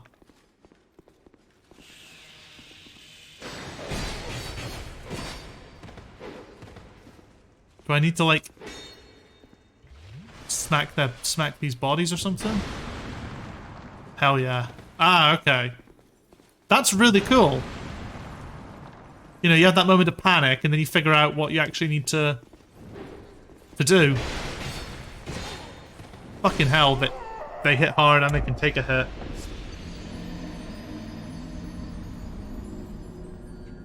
I don't know if I feel like that may have been the thing to do, since you could leave if your parent didn't approve. I feel like this is true. One of my best friends came out as bi and bothered me a bit at first. I wasn't able to make fun of him. Just casual corpse desecration, indeed.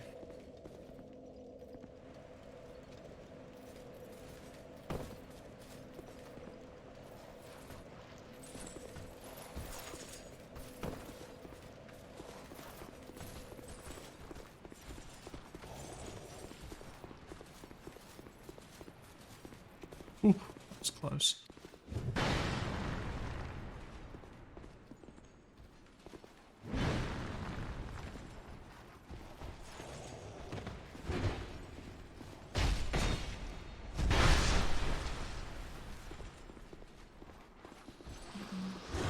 I mean, I always told myself in high school that I had no issue with it. It was that, that casual ingrained homophobia where I didn't think of myself. If someone had asked me, do you dislike gay people or something in high school, I'd been like, no, of course not. It was just that sort of casually ingrained sort of behavior more than anything else. You know, everybody used gay as like a sort of an insult. It was just the way it was. It was. That's not a justification or anything. It's just that was definitely my how I definitely acted when I was in high school.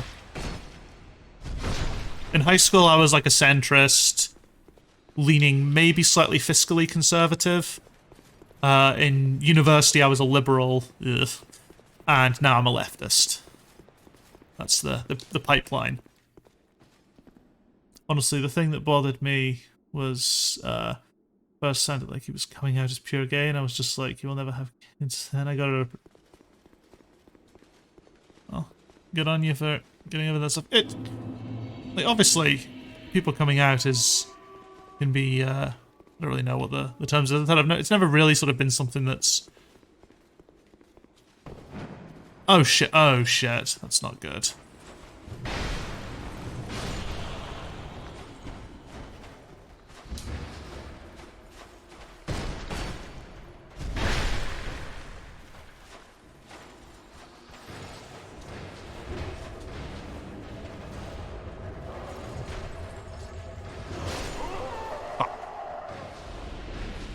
Didn't realize if you went down there, that was you fucked. Oh, he did say ambush, so I guess. Most people who judge others for their sexuality are just not willing to accept other people's opinions that are different than them.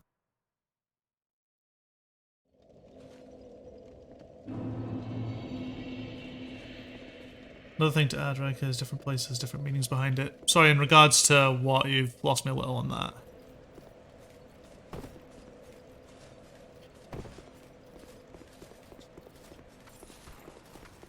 When you say different places have different meaning, what specifically are you referring to?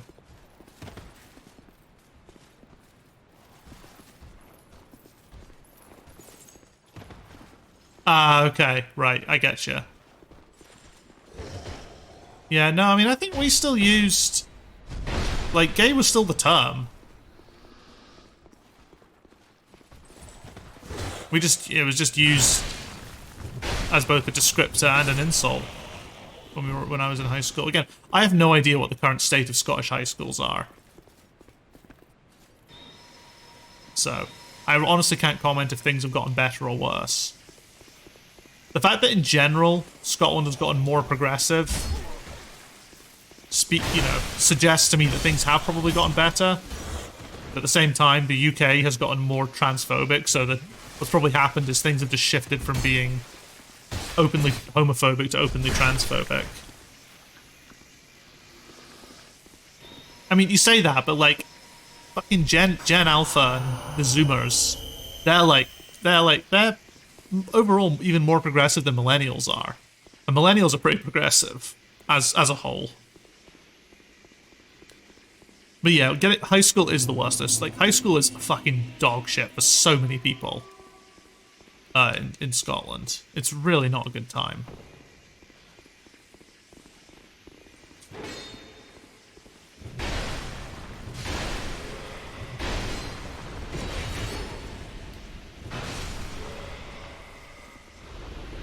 Things like that, I feel it's people trying to push back. Yeah, maybe. I honestly don't know. I can't comment. It's been so long. Another Titanite slab. It's been so long since I was in high school that I don't even really remember. I just remember it being an openly hostile place to anyone who wasn't.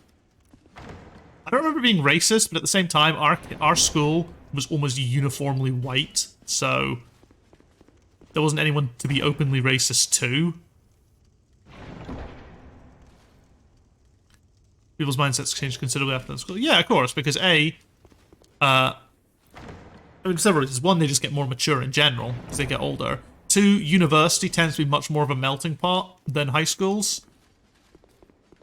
I mean, if the area you grew up, if the area you went to school, because high schools are like area based. So if you grew up in, like, for example, I grew up in an ethnically homogenous part of Scotland. Like, it was basically just all British white people.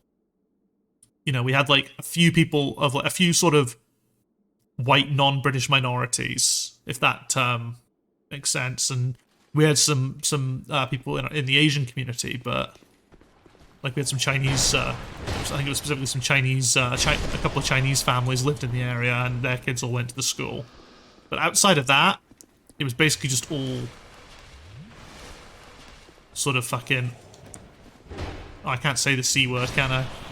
All sort of the same white, pretty much the same white folks, and their kids all went to the same school. But once you go to university, obviously, its students come from all over. You're suddenly chucked into this much sort of wider array of this much bigger group of different people. In general.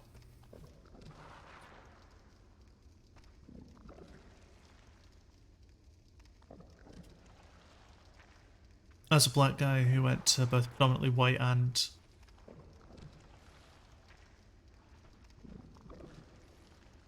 white something and school. I don't know what the word between that is.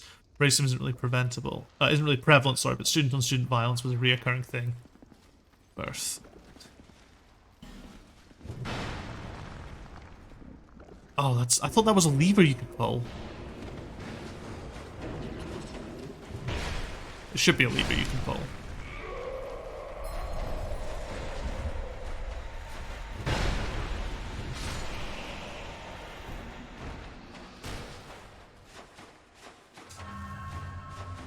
So as I said, we just didn't really have the, like, I just don't know how much open racism there would have been.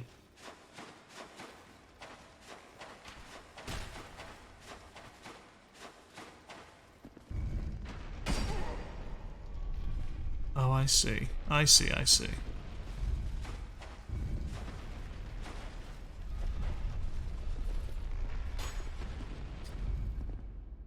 Reoccurring at both predominantly white and black schools. Sorry, I understand. Oh, you play Valkyria Chronicles? Oh man, that game fucking slaps. Is it your first time playing? I fucking love Valkyria Chronicles. I've speedrun it a few times. Not very successfully, I might add. It's not so much university, it just happens, I think, once people get out of the high school, they end up thinking more about what's right. Yeah, I mean, I use university as the example because that was like one of my experiences of being thrust into something different, but what I mean is, though, once you have an opportunity to leave... Once you have an opportunity to kind of leave an area which you'll probably have lived in the same... I mean, unless you move around a lot, you'll have lived in the same place for a very long time. Of course, that was there.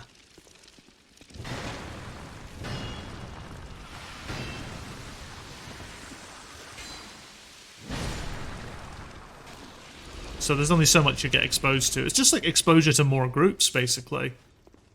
Can generally help. Like, some people handle it better, you know, everyone reacts differently to exposure to those groups. Like, some people it just makes them more racist. But I would say for the majority, it makes them less racist. But again, UK and US are a little different on that. I feel like the UK's...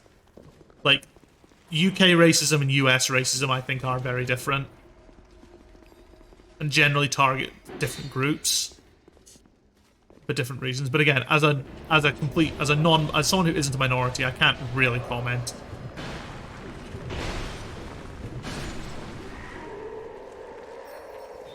Like, for example, we have a shit ton of, like, Eastern European racism here. Like, anti-Eastern European sentiment is very, very prevalent here.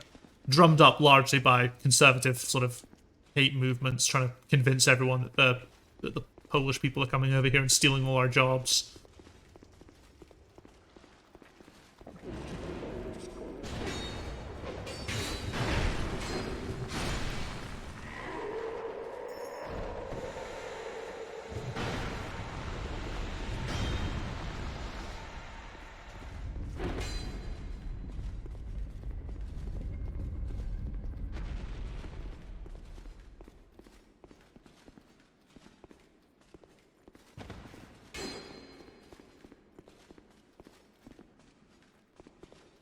runs screens to my theory that college kids that turn activists are just looking for a social circle. Oh no, I didn't want to do that.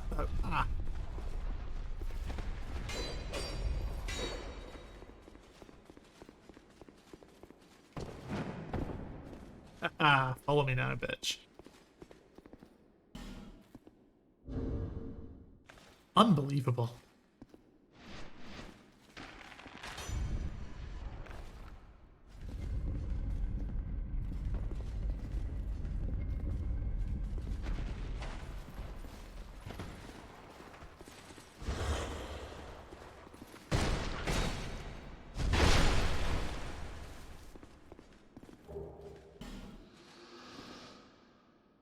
Suddenly the Avenue questline of talking about politics put into perspective.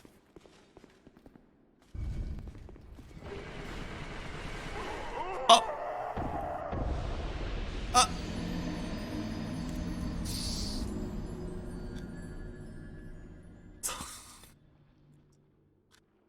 So yeah, you said it was your first playthrough, did you say?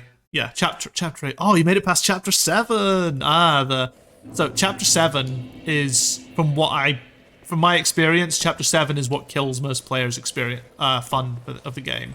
Like, chapter 7 is just so unforgivably difficult compared to how much experience you'll have at that point.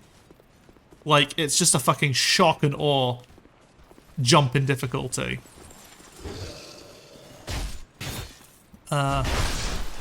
Like, I remember I sort of stopped playing Valkyria Chronicles the first time I went up against Chapter 7, and it wasn't until I came back again a couple of years later and played the game again from scratch that I was then able to do Chapter 7. It's very difficult for where it is in the game.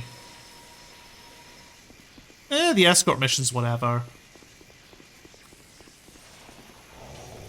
It's just like, as a general rule for first-time players, Chapter 7 is considered incredibly difficult.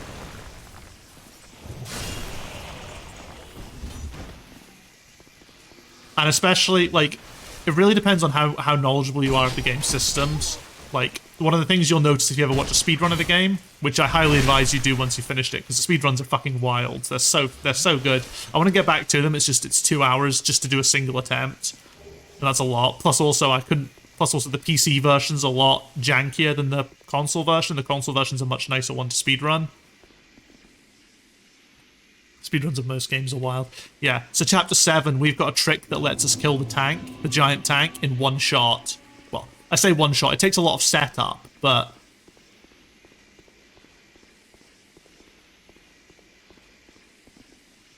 we basically kill it in a single hit. Is more what I mean.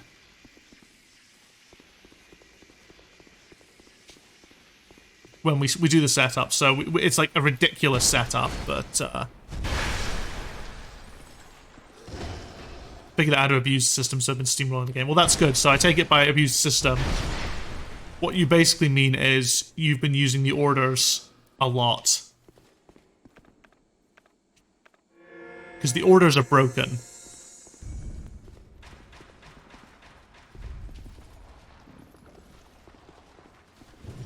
Ever since someone do a Dark Souls... No, I haven't watched Dark Souls 2 any percent because I didn't want to spoil the game for myself. It's the same reason I didn't watch Dark Souls 3 speedruns for the longest time, because I hadn't finished Dark Souls 3. I've seen Dark Souls 1, and I've seen Bloodborne speedruns. And I've seen Sekiro speedruns. Wait, was this always here? I don't remember this always being here.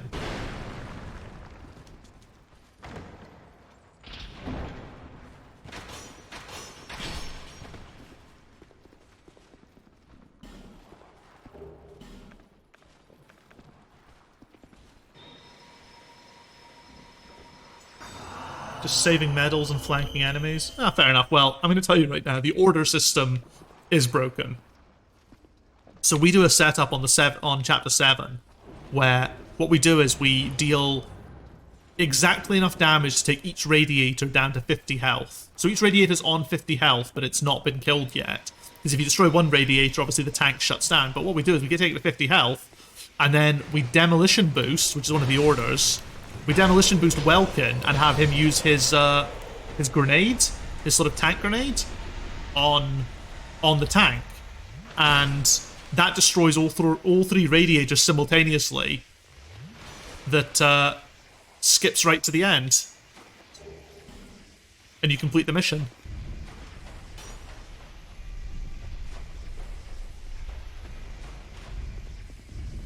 There's a lot of running around waiting. You have to wait for certain potentials to trigger. But yeah, there's a guy in the community, I think it was Nitrodon that figured it out, who's really fucking good at working out the numbers.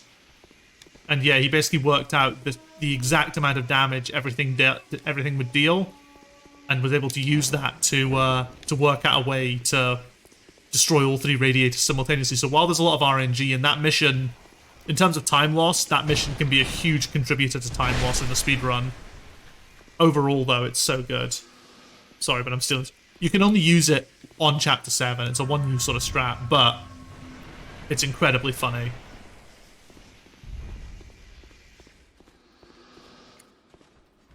Again, if you go check... go watch the speedrun, like, up to Chapter 7. Just don't obviously spoil the game for yourself. Because we skip all the cutscenes, but there's still dialogue that indicates what happens and stuff. But yeah, it's worth watching. You got an S rank in that mission, yeah. So I think that mission's meant to take at least 7. It's either 7 or 9 turns, and I think we do it in 3. Like the minimum amount of time you're meant to be able to take is 7, and we're like, nah, we'll do it in 3, thanks. I think it's 3, it might be 4. I can't remember. It's been a while. I'm gonna need to remind myself how to speedrun that game if I ever go back to it, and I probably won't stream the speedruns at least for a while. At least till I'm back in the groove.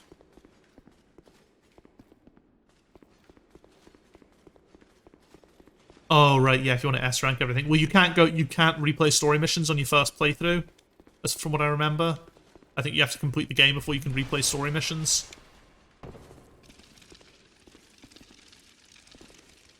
You gotta play Valkyrie.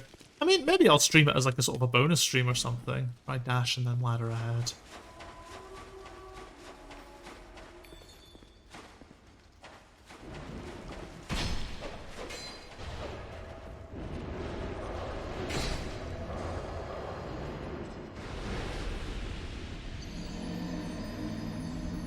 That was an unprecedented level of bullshit right there.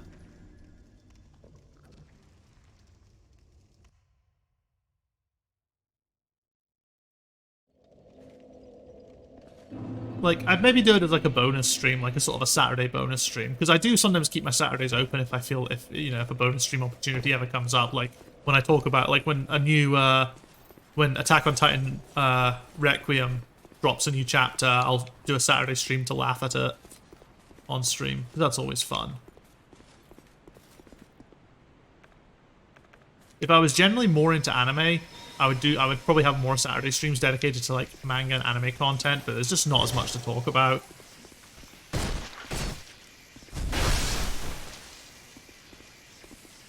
Again, Valkyria Chronicles streams, the one problem with them is a full speed run at my skill level. You're looking at a couple of hours to get more than a couple of hours to get a successful run in. Like my current best for any percent is 2 hours 7 minutes, I think. The world record for any percent is like 1 hour 49 minutes, I think. Wish I could go back to watching 8 to 10 hours of anime a day. I mean, I'll find time for 8 to 10 hours of anime in a day. Unfortunately, it's just not every day. It depends. Like if a show drops and I can, like when Demon Slayer came out, when I decided to sit down and watch Demon Slayer, I just watched all of it in a very short space of time.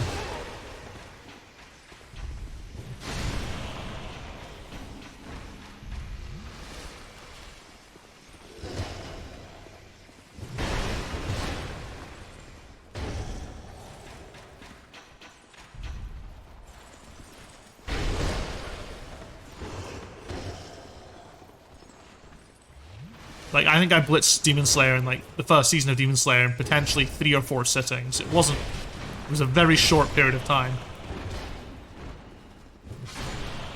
to watch that show. I'm compelling it to sit through an episode of anime. I just don't know why. It really depends what the show is. Like, some shows, like, I have got a huge backlog of shit to watch on Netflix. Like, a massive backlog of shit that I've gone, I really want to watch this.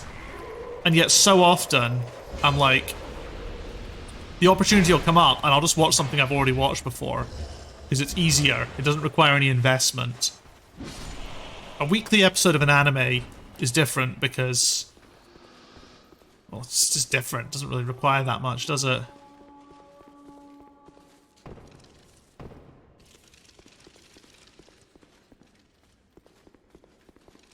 What happens if I go this way? Sounds like we're cabin stuck on Trailer Park Boys.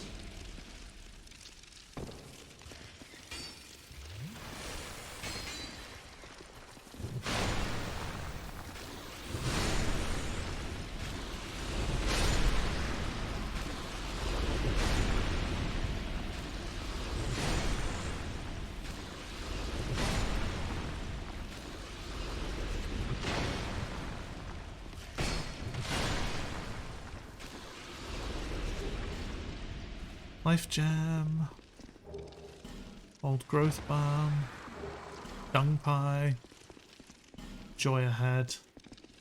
Oh, Dung Pie. Okay, nice. I don't think I burned myself out. I think it's just depression combined with reading manga where it feels at my own pace. Yeah, that's the thing. I've always enjoyed manga more than anime because of that exact thing. I can read and ingest and enjoy a manga completely at my own pace. It's why I still think, even when I've watched an anime, and the anime is great, I'll still, almost every time I will think the manga adaptation's better. Very rarely do I think the anime is better than the manga. And yeah, I'm sorry to hear about your depression as well, Ronan. It sucks. I've been there. It's not a good thing.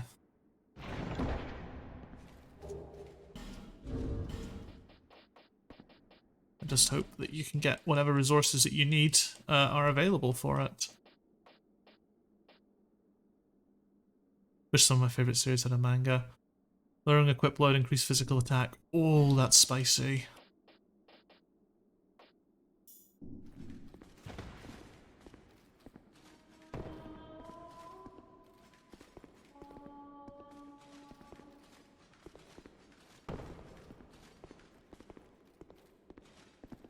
They probably do it at the very... Yeah, so I'm not a fan of light novels because I want to look at pictures. I don't just want to read.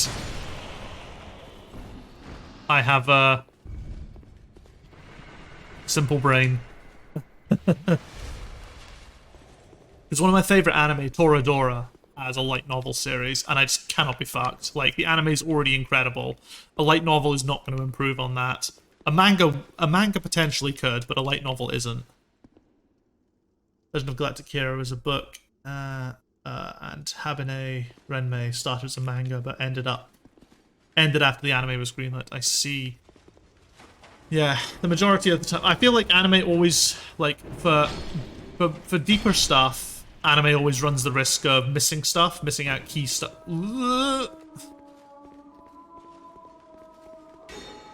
Missing out, like, important information or context or just subtleties that I think is easier to convey in a... Where the fuck am I?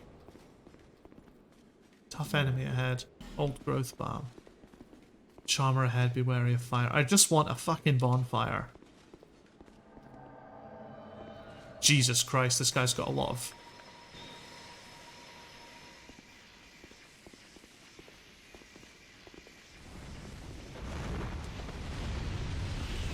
Alright.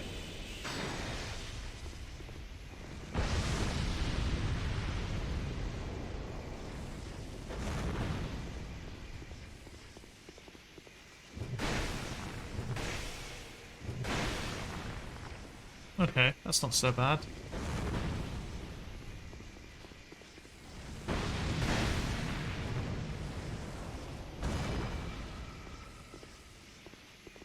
Can I use that? Oh, I can use this healing orb as well.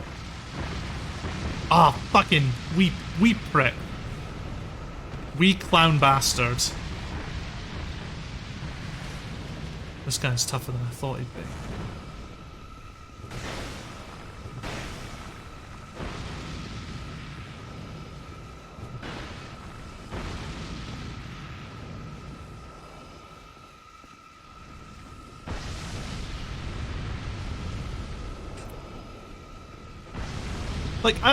I do enjoy reading. It's just like manga to me is just my manga is my favorite entertainment. Is probably outside of like presumably video games. Manga is like my favorite entertainment medium.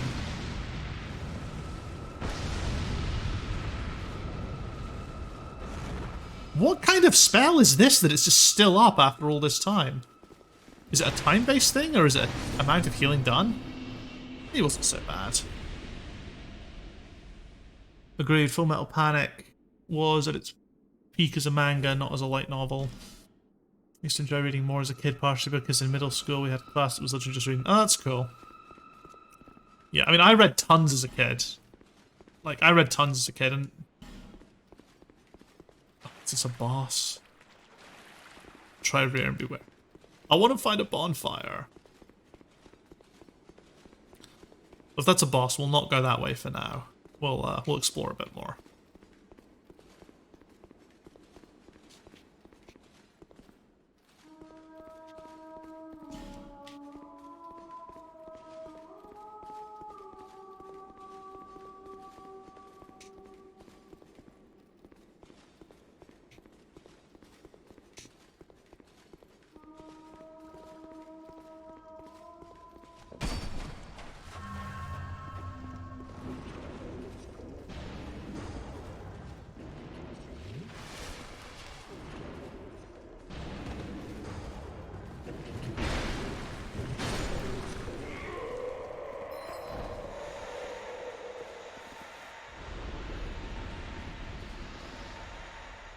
God, it explodes in poison gas as well.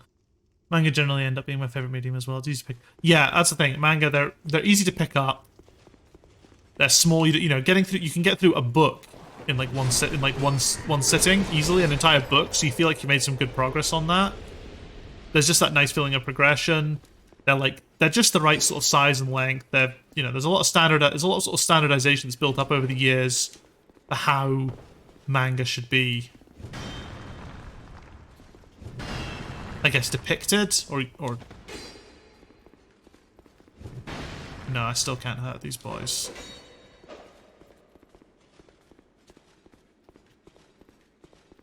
Okay, this is this shortcut.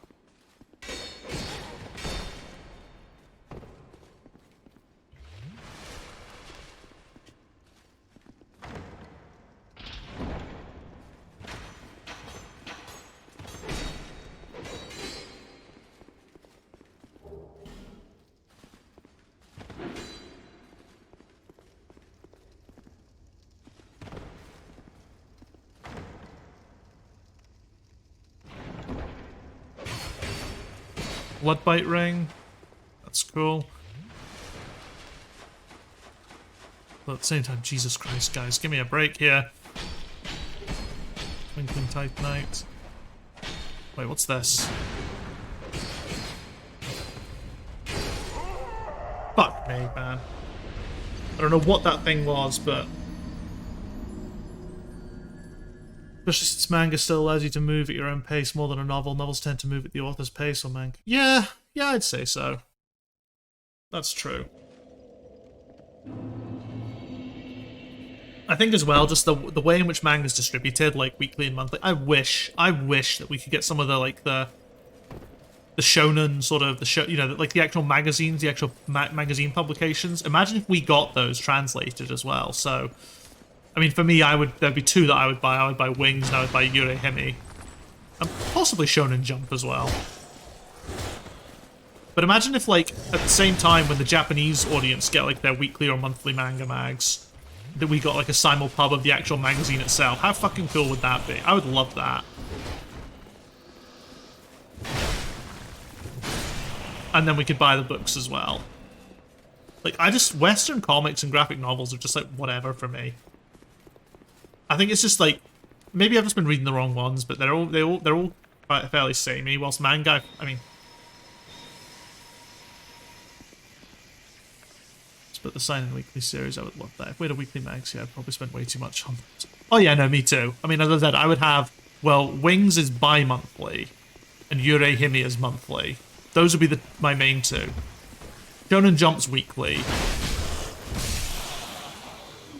I almost died there. That wouldn't have been good.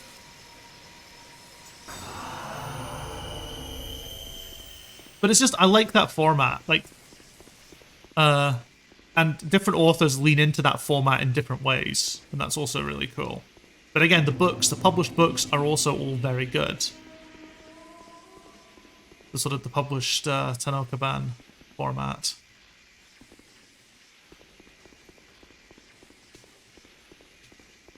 Oh god, stream's nearly out. Stream's nearly up. I want to try and find another bonfire. That's probably where I'll end. I just lost all those fucking souls. I'm so annoyed. I would collect every magazine if I could. It really depends. Like, generally I like to think I tailor my tastes a bit.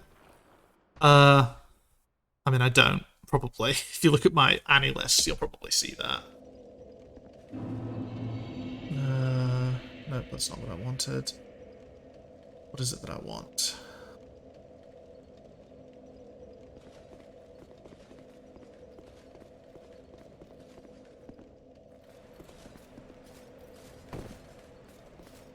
The full Riker anime experience.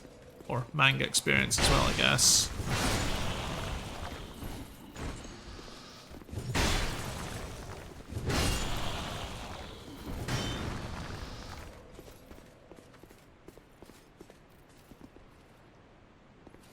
I feel like it'd also make it easier to remember what I'm reading and enjoy. Yeah, I mean that's the thing. When you buy those comics, like I mean, I'd only be buying Yurei Hime for one thing at the moment, and that's Citrus Plus. Which, by the way, Citrus Plus is good, but you have to read Citrus to start Citrus Plus, and Citrus is not very good. So, big warning there when I give a recommendation on Citrus Plus. I think Citrus Plus is a pretty good manga. I didn't think Citrus was a pretty good manga. Citrus is just far too problematic in far too many places to be a good manga. It was a manga. We'll go with that. You know what? Can I just run past these clans now that that door's open?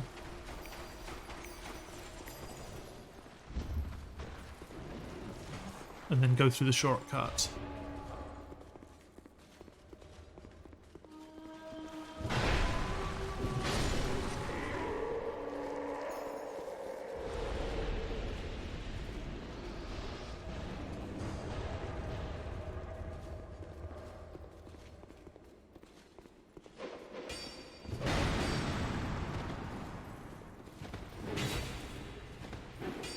Aha, okay, you bastards.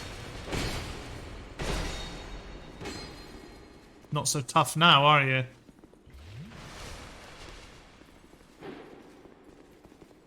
Did I check out Girlfriends? I did! I read Girlfriends a wee while ago. And whilst I really like the story, and I think the characters are very well written, there are some parts of that manga that make me very uncomfortable. If I'm being totally honest. Why does this cunt have a crossbow? I've got the physical version, actually. I've had to import one of the volumes from America.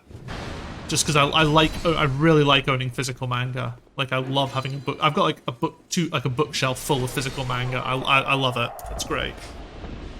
But yeah, so Girlfriends, there's definitely some stuff that makes me a little uncomfortable about that one. But I think, in terms of how the characters are written, I think it's incredibly realistic. I think that is really, really accurate. It's not that I didn't like it, it's just... I felt that... Well, obviously, Girlfriends has some fairly gratuitous nudity in it. And I think that's the problem.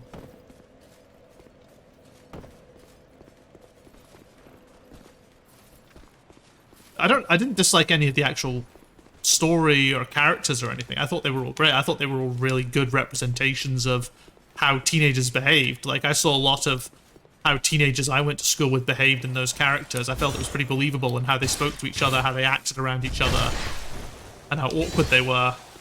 And like when they all get drunk together, that was like, yep, that kind of level of being terrible drunks and just acting like morons. That is exactly how teenagers, when they get drunk because they can't handle their booze, act.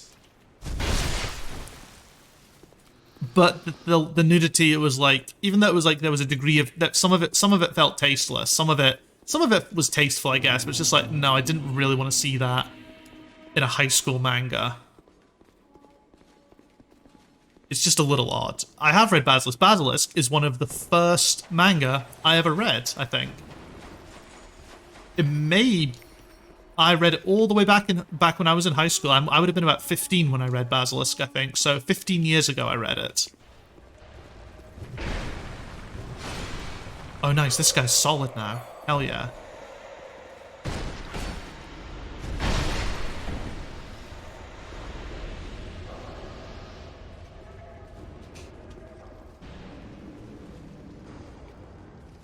I remember enjoying Basilisk. I watched the show. I don't think I'd been able to go through the manga because I can't remember how Basilisk ends, which I think is an unfortunate indictment on its story, if I can't remember how it ended.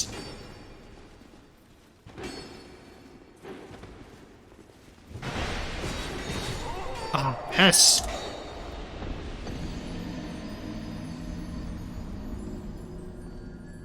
You have to think this was for publication that wanted, I guess, sexually suggestive content. I guess you could say. See, I really don't like. I'm not gonna sit here and sort of just like, I get it, Japan, and like Japan's attitude towards that sort of stuff. Like, from what I understand, Milk Morinaga, the author of Girlfriends, is a gay woman, or at least an LGBTQ woman, and very much writes for that audience. Like, I don't think it's meant to be like male gazy. It doesn't come across as male gazy. Like, when I read Yuri, I tend to read Yuri written by women, because that generally means that it's going to be less likely to be fucking trash. But trash, sort of just thinly veiled pornography. But, and it's not that I have an issue with like nudity in manga. Like, you know, a couple of series I read, Kase-san, Our Teachers Are Dating. They both have nudity in them, but the characters in that are like adults or college students, not high schoolers. It's just very uncomfortable.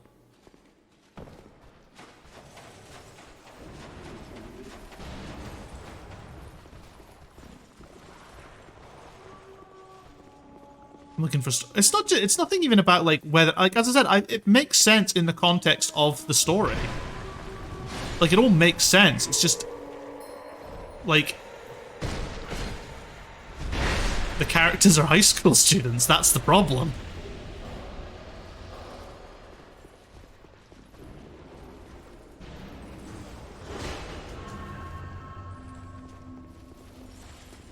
This guy followed me all the way.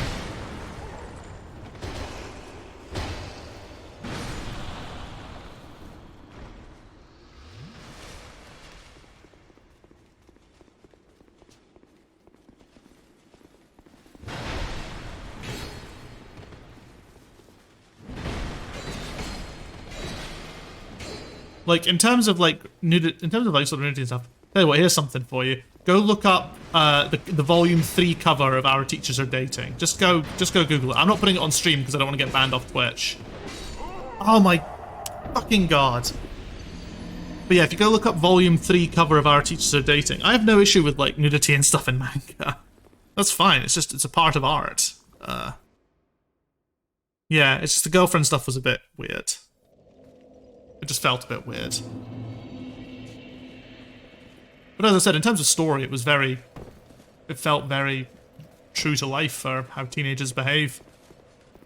That's the operative word, teenagers. That's one thing I get fed up with in manga. I hate how many mangas are set in high schools. I generally try and avoid it a little bit, because it's just like... But at the same time, it's so prevalent in Japanese media, and there's a reason for it.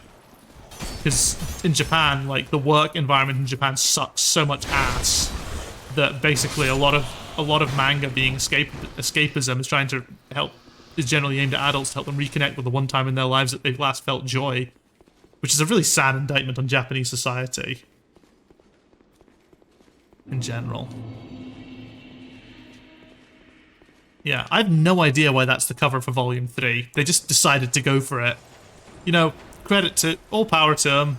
It was just like a bit of a surprise when I when I was looking to buy them. Because like what I did was I read the first chapter, I think, online, and then was like, I like this series, let's go for it. Started buying the volumes. Then volume 3 came up, and I was like, fuck me, fucking hell, this is a bit of a.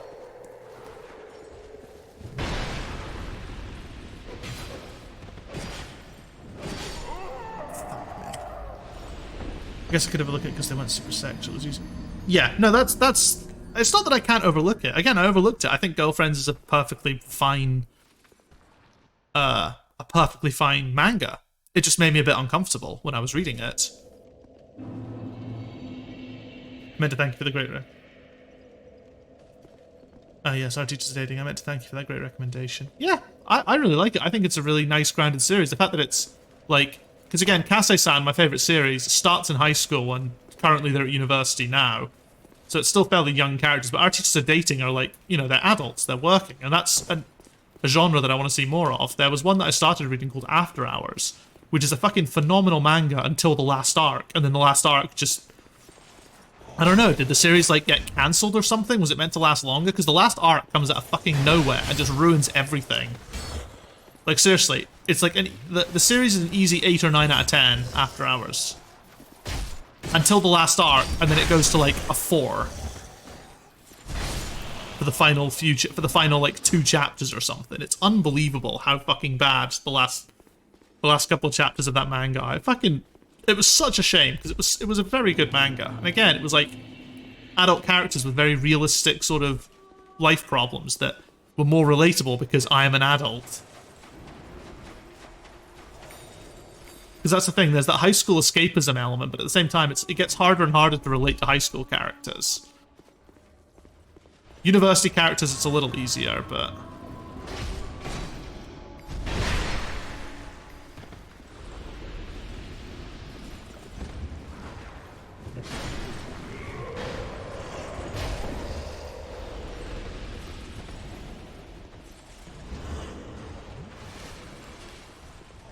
I don't know. Manga's weird, man.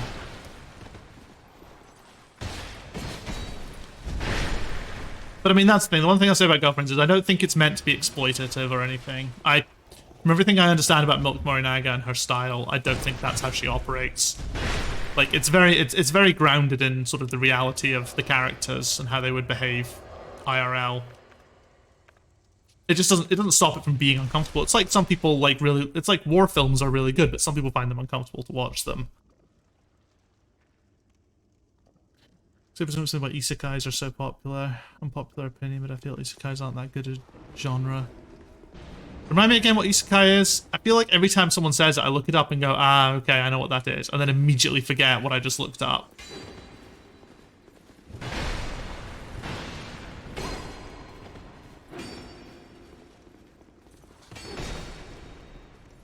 Fuck this, man. Holy shit, these guys suck ass.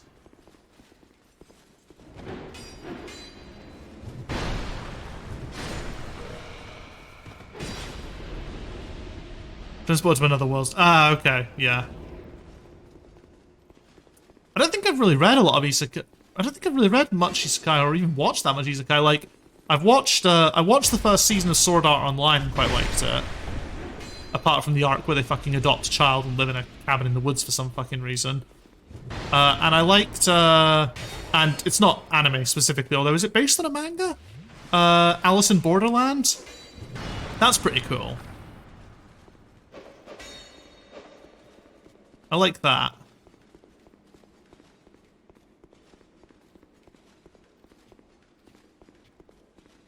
There it is.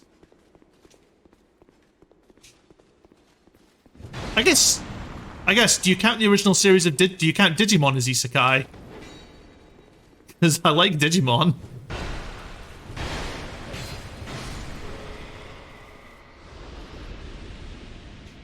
Everyone liked Sword Art Online before they realized what garbage it was.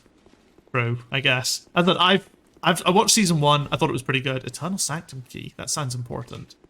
I started watching the sort of start of the season where it's all fairyland, and I was like, is this going to be the same thing over and over again? Because I'm not down for that. And then I stopped. I'd like to go back to it one day, maybe. Ooh, I just thought, I was saying that most of the time I find manga better than the anime. I've thought of one really notable example. One anime that is just head and shoulders above its manga counterpart, like to the point where you'd think that the manga was just a crappy adaptation of the anime. It's that stark a contrast. And that's K-On! K-On! Is an average manga at best, but it is a phenomenal, and I mean phenomenal, anime.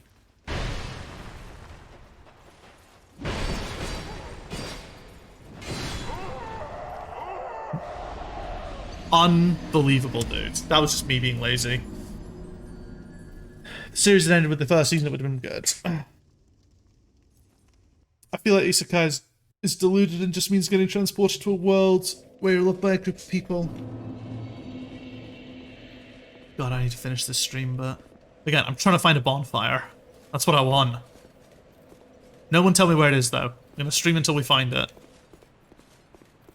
Oh shit, I've died so many times those guys have despawned. I love K-On! But never read the manga. The manga, I don't know if I could recommend it, really. It's a 4-coma style, so, you know, it's like, it's 4, you know, like the 4 vertical panels. It's not very dynamic. I don't think it's that well drawn. I don't think it's as funny. I don't think the characters are as well realized. Like, you know, like Kyoto Animation Studio. Is that who it was? It was Kyoto, wasn't it? They absolutely fucking nailed it. They understood what it could be and just made it into something amazing. Like,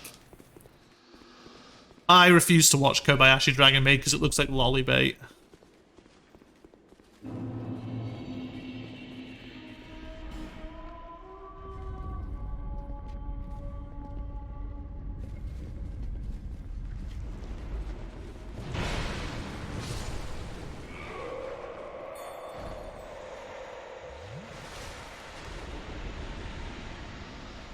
Second season of Sword Art Online literally just shows how much of a creepy horn dog the author is. Oh great, the light novel also shows. I understand it's not, but there's a character who is lollybait. Yeah, well, when I say lollybait, I don't mean like everything in it's lollybait. I mean like one of the there's a significant enough element within it that is clearly lollybait. I think that's the same when I was reading Monster Musume as well. One of the characters in that looked like it was definitely there to bait certain things.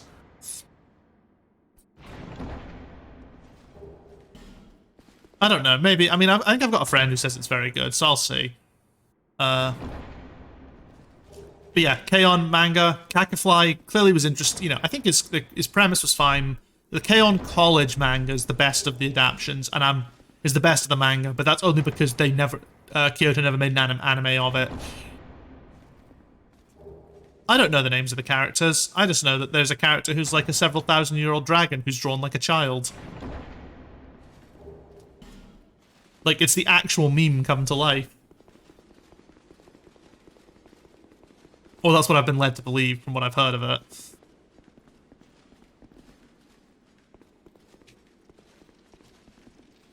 Bug ahead. Yeah, if you want to read K-On!, like, I wouldn't necessarily read the manga if you've watched the anime, because the anime covers everything, basically everything in the manga and more. In fact, there are certain storylines that are just different in both, but it doesn't really matter because it's it's not really designed to be any kind of any kind of arc. But K-On! College is very good. Ah, there's my bonfire. Kana is pretty prevalent.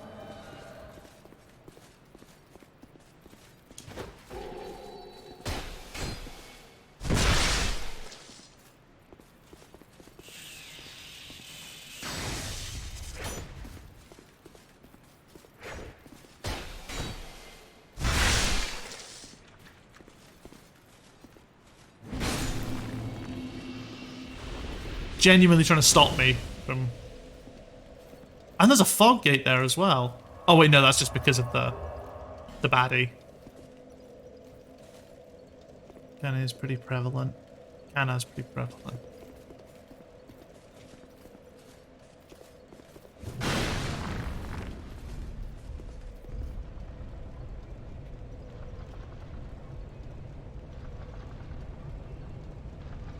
That looks like my elevator.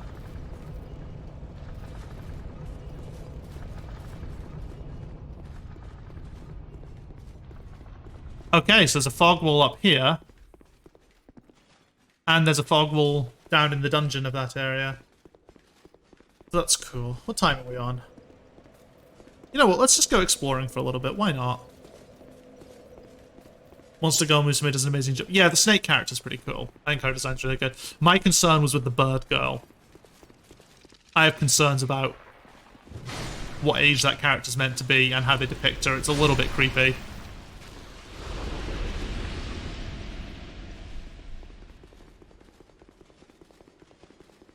So happy. Ah, okay, you're asking about the characters. Yeah. I haven't watched, I haven't read enough. I've read like a few chapters of it. As you'll see from my Annie list. I got recommended. That's what my recommend me a manga redeemer's for. Recommend me a manga, I'll try and get a hold of it, read the first few chapters, and post my thoughts on Twitter. And if I really like it, I'll continue reading it.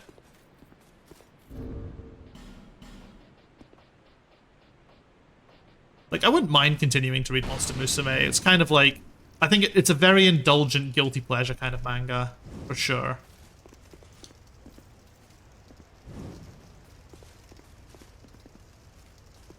And guilty pleasure mangas can be a lot of fun. What was the purpose of that? Happy isn't that prevalent. Well, that's fine. Mia's tail is actually long enough for it to work. Instead, so many other depictions of Mia where the tail isn't large enough for the character to stay upright. Yeah. That's true. That's very true, actually.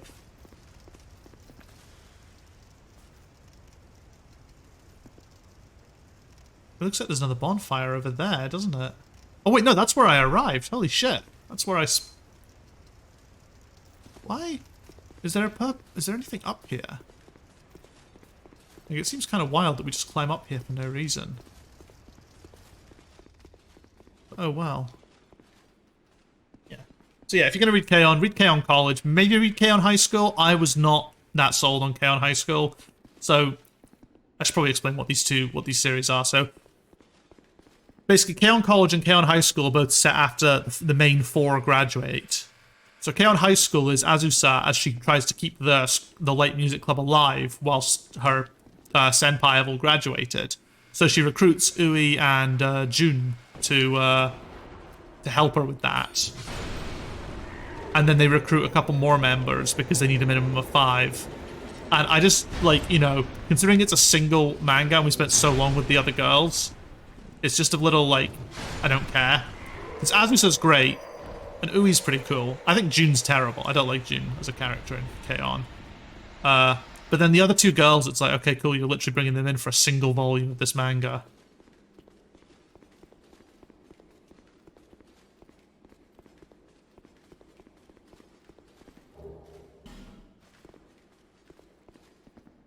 Fun fact about me, Monster Musume was the first manga I read. It became a manga. It became an anime. Oh, really? That's cool. I'm trying to think what the first manga that I read that became an anime was. Well, I read Negima. Negima's another really early manga. I haven't finished reading Negima. I've got all the books and I plan to finish it one day.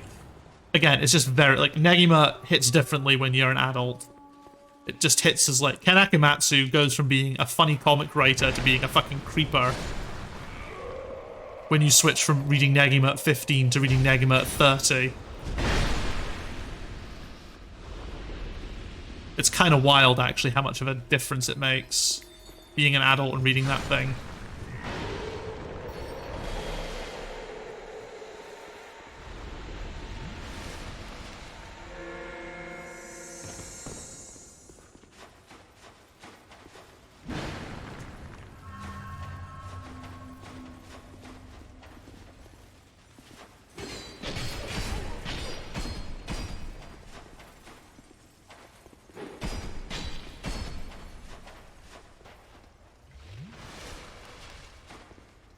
I like to call that the NN. I don't remember the. Tell no one, right? Yeah. I don't remember the first one I read that became an anime, but I probably didn't actually watch anime. I like to call that the non-Fiori. I am not familiar with that.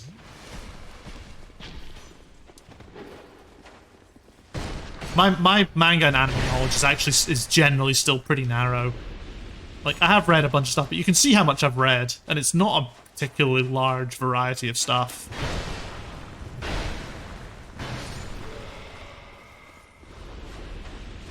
But then again, I really have to sort of like the premise of something before I'll start reading it. But that's what the recommend me a manga's for as well, is to try and broaden my horizons just a little bit.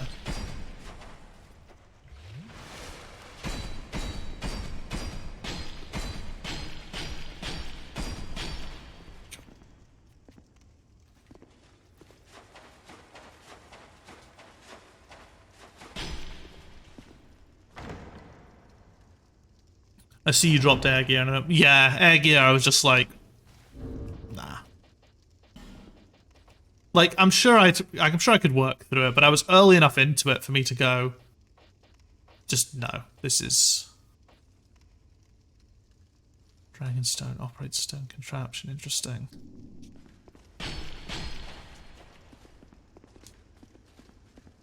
Show which was a freshman in high school. Thought it was cute and wholesome, but now I think it's pretty creepy. Like, I thought Negima was funny, and it was like, haha, I'm a teenager, and all the characters are teenagers. This is, you know, this is the good shit. And now as an adult, I'm like, ew, no. Is this what it means when it says range battle?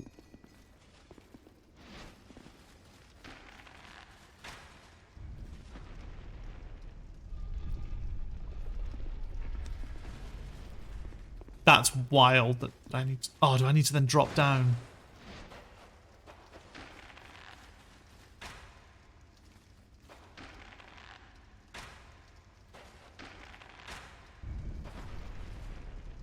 And do it again, and then shoot it one more time.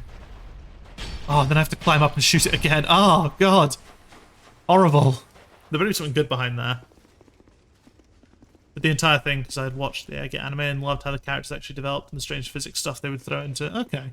I imagine it's something like Air Gear. From what I remember, if it was made today with like a big budget, I imagine it could probably look really impressive.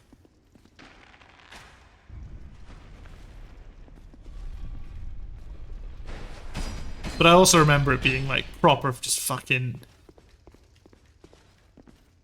Just, it struck me as like just sort of very run-of-the-mill shonen, even then. And that's the thing, I've got like, you know, I've got a run-of-the-mill shonen anime to read, manga to read, and that's Flame of Recca, which to be fair, I did enjoy, but I think, again, I think I would just, I don't think it would be as bad as like Negima, I don't think it would be creepy or anything, I think it would just be like painfully mediocre, I think is probably more how I'd feel about it. I don't know, I never finished it, so. A couple of the books have been really, really hard to get.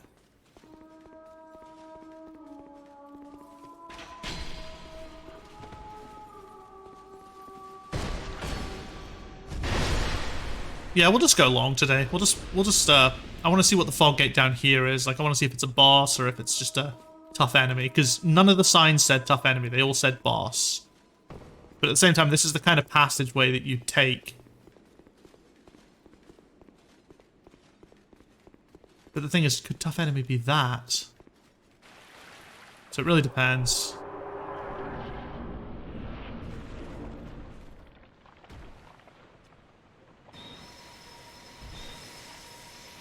Okay, so they aren't... Okay, so they're not dragon asses.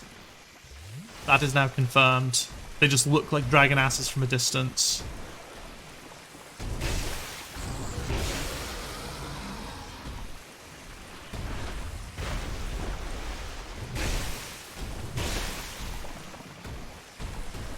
Miss Kobayashi's dragon ass.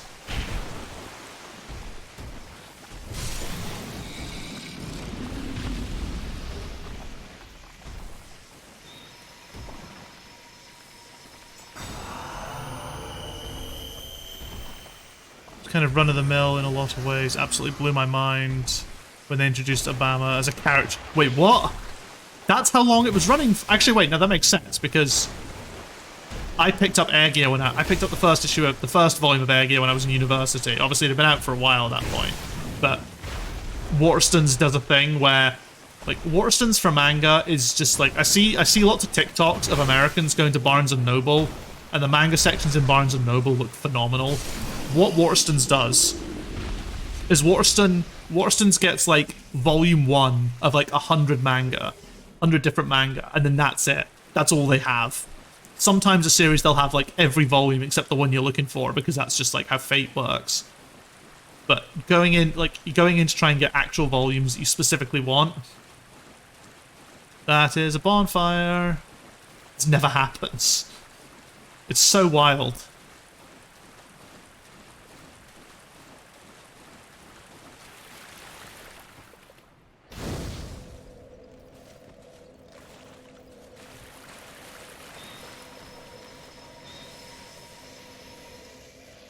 Yeah, and it wasn't just a short bit of him either. Once they added they did not want to look at him, I swear that sounds just like me looking for the last 3 lines of show. Like, it's honestly crazy. Like, I think Waterstones, they will order stuff in, and buying from their online store is a lot better. But, like, my local is, like, pretty average when it comes to their selection. It's not a big selection. They've got, like, I think they do have an employee who's been trying to get more stuff in stock because he's, like, a big fucking weeb. Like, he started a Facebook group for that, literally a Facebook page for anime and manga fans in Dundee, so they can be updated when Waterstones gets new stock in. Like, every time they get more manga stock in, he posts a photo of all the stock they just got. So that's kind of cool.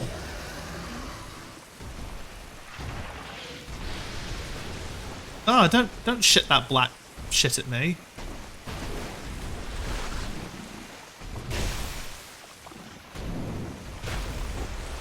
You know what? These are just the dragon asses. They've just been given teeth.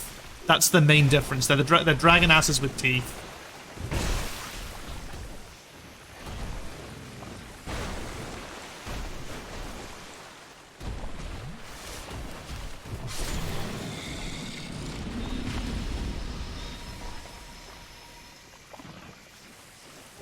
Every time I thought they were done, he comes back. I think I have the entire series of Chobits. I've heard of Chobits, but I don't think I've actually read it or know what it's about. What is Chobits about?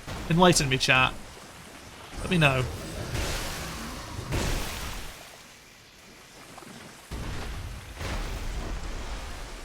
Lynn's ring is at risk. Oh boy, that's not good.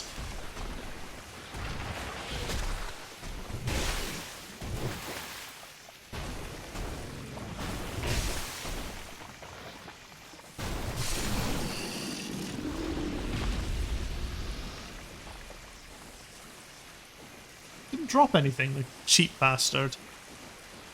Chobits is real lollybait? Oh, okay. Maybe I'm not interested then. It's about a guy falling in love with a sentient computer. That sounds about right.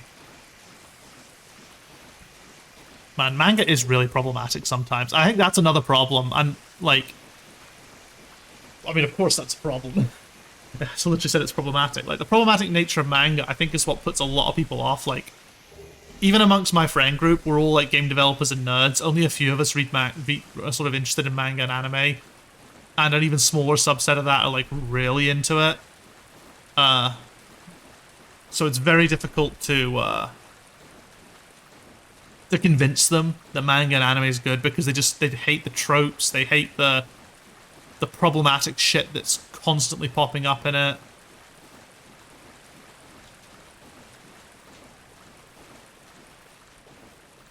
And I don't blame them, to be honest. It's a really tough sell. Secret ahead, but try jumping. I do not believe you for a second, game.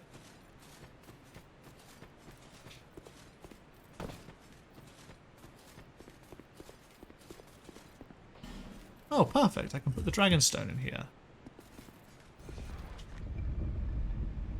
I mean, there's definitely something there. Do I drain the water?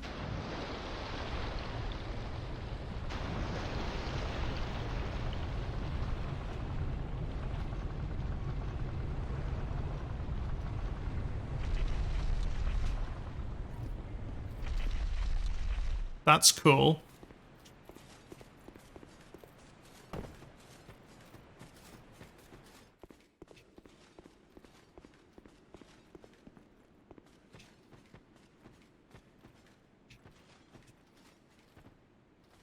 A raffle horror. Just like 2007, I think, and bought the manga in 2008. Drakeblood Greatsword.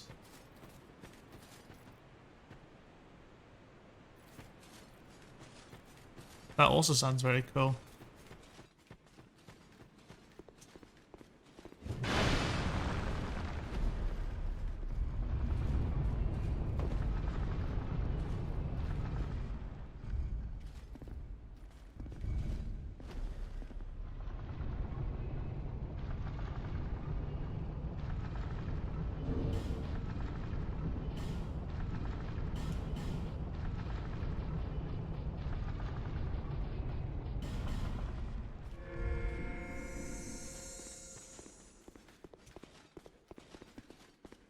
bonfire ahead. Where am I now? Human effigy.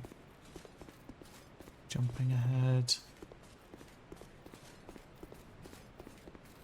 Gorgeous view.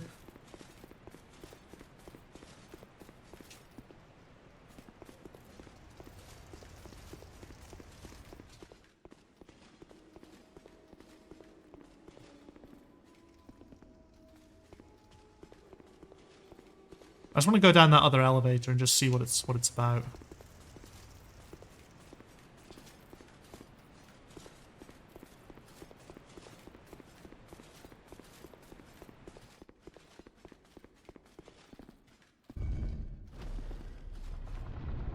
Oh shit, it goes up. I assumed it was going to go down. This is wild. So far, I'm really liking the layout and design of this DLC. It feels like the level design, they put a lot of thought into it.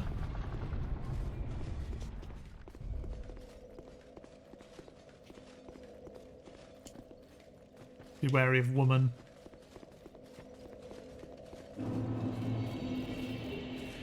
Old growth bomb.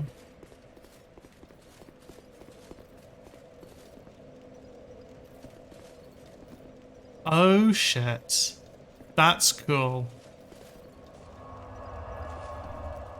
We've done a little circuit.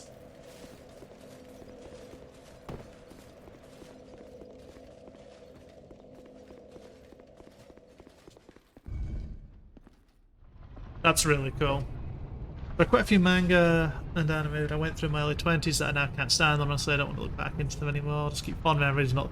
Yeah, no, that's fair enough. Everyone's taste changes. Never anything to be ashamed of. I just like collecting and I like finishing off. Like, I never finished Negima when I first read it, which is why I wanted to go back, much to my own regret.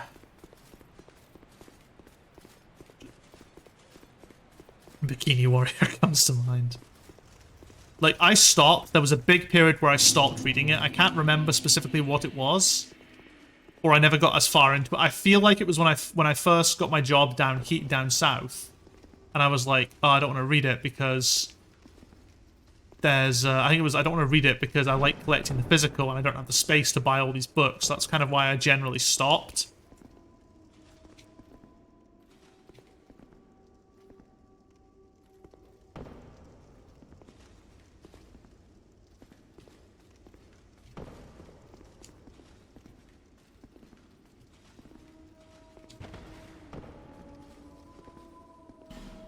Keep moving. Sniper spot.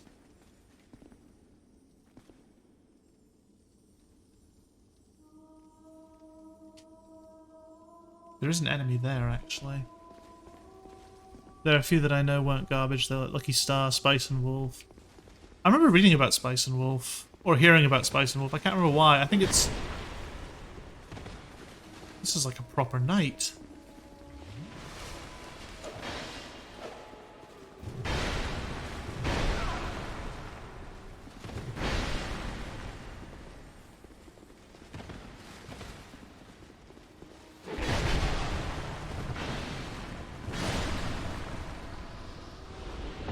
Proper or not, he's no match for me.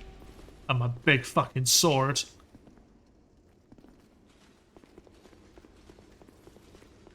Because I used to get a magazine in the UK called Neo. I think it was called Neo. And it was basically...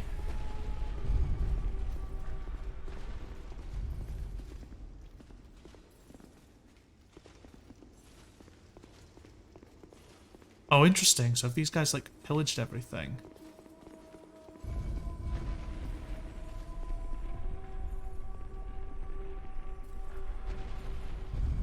Alright.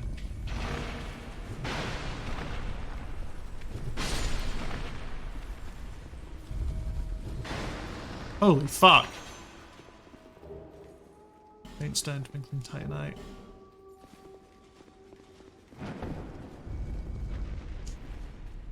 Visions of hollow, visions of pointless, pointless. I actually highly recommend Spice and Wolf. Yeah, I mean, it seemed interesting enough. If, like, slightly furry bait. But then again, most manga is bait, isn't it, of some sort? Most manga is usually baiting out something.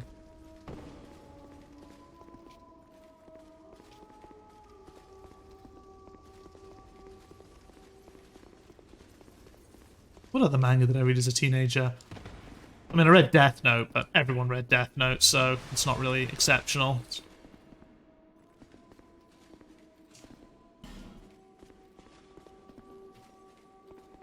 That is pointless, therefore don't I dare.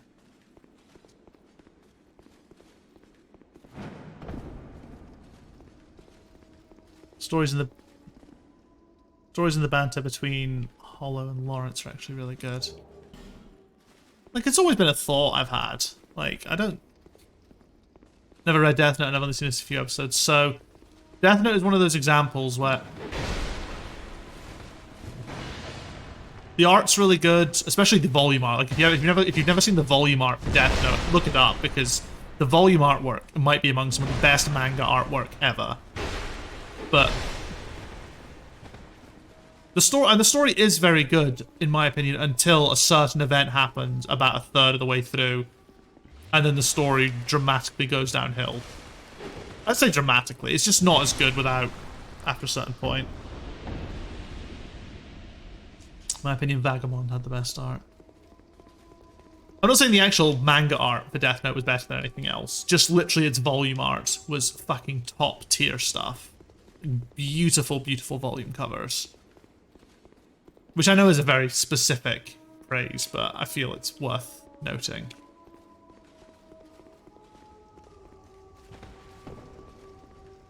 But yeah, no, Death Note's fine. Death Note's good. Actually, Death Note is an example of an anime, of a manga, that had a really good live-action adaptation, and I'm not talking about the Netflix one. Fuck that one. I mean, okay, it's alright, it's fine. It's manageable. But it's certainly not good. But however, the Japanese sort of two-part sort of two-part sort of, I don't even know what to call it. They weren't really films, because I don't think they were really released theatrically. Oh shit.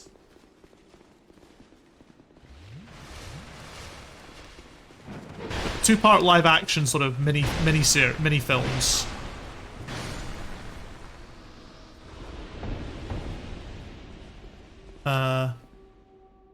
After it loses its cat-mouse game, it fell off. Death Note did, yes. That was exactly it. After the cat-mouse sort of element went, the series was never the same. Ah! Where did you come from? Sir? Sir, I'm trying to talk about anime. Leave me alone.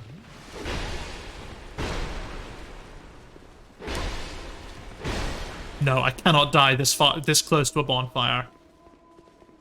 That absolutely cannot happen.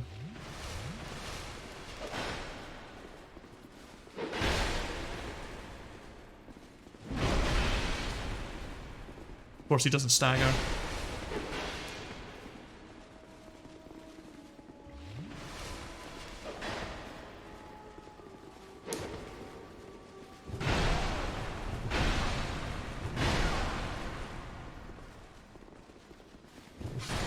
There we go. Stupid Drake Blood Knights. Yeah. Oh, is that what they're called? Nice. So yeah. What was I saying? The Japanese live-action Death Note, the two-parter one, is incredible. Like, genuinely incredible. And I think it's actually, in ways, better than the manga, because it knew when to end. Like, it basically, where the manga stops getting good, or starts its downward trend, is where Death Note, the live-action, ended things. I don't know if it's because the series hadn't finished, or because they only had a limited amount of film budget, or... I don't know. I don't know the reason, but the anime knew the perfect time to just leave it.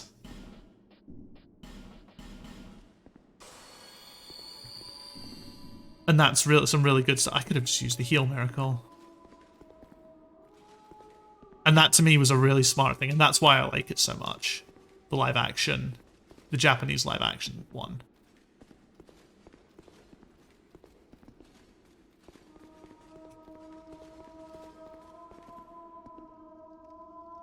Wait, isn't there meant to be a bonfire around here? That's what notes were all saying.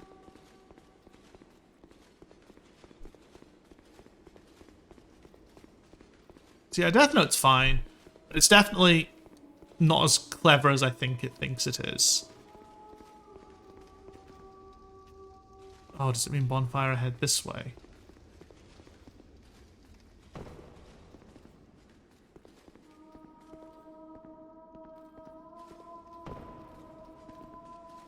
Here. So many bloodstains.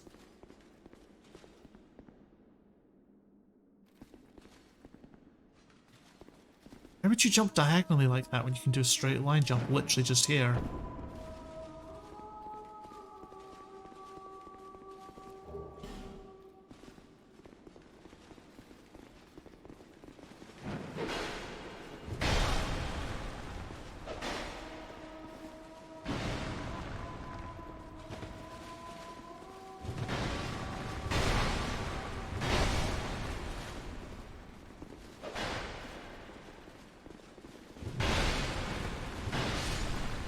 Okay.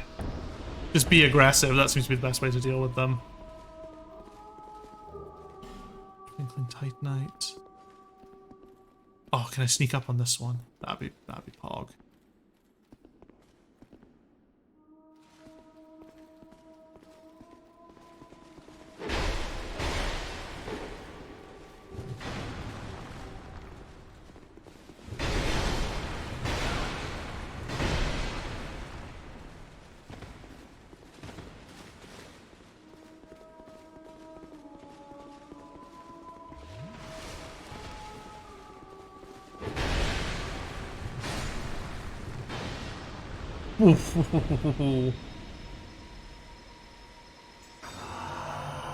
So yeah. So any other thoughts on my my Annie list? Any ridiculing? I mean, that's what it's there for. To note, to observe, and to make statements about my my choice in content.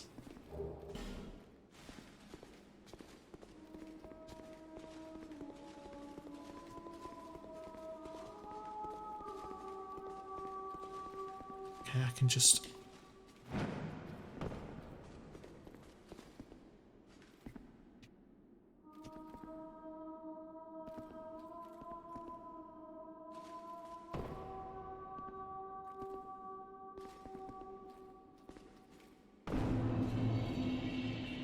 Dragon's Rest, that'll be a boss in there. I'd ridicule you, Ikamusume, but I enjoy it.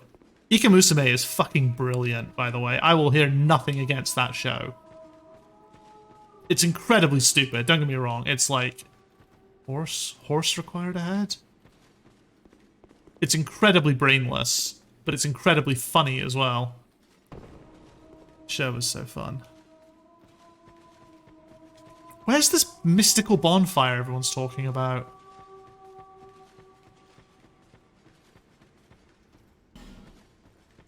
Quite something ahead.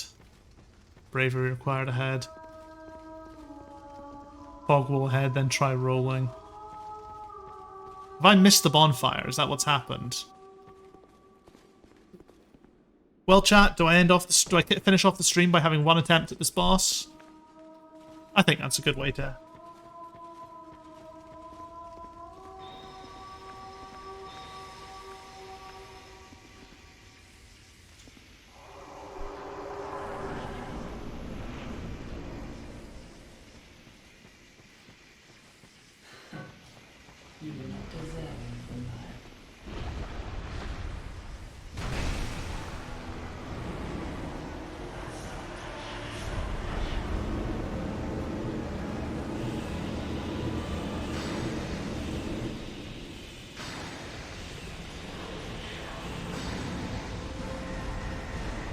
Oh shit, I shouldn't have used that as early as I did.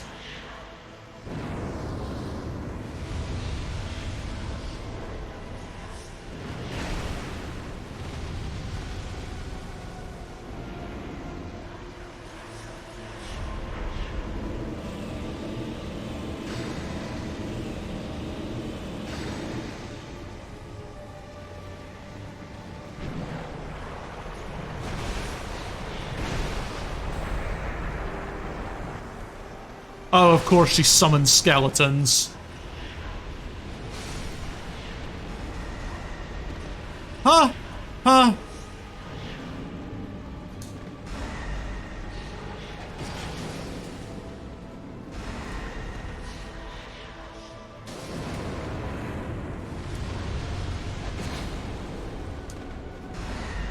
I'll just... Okay.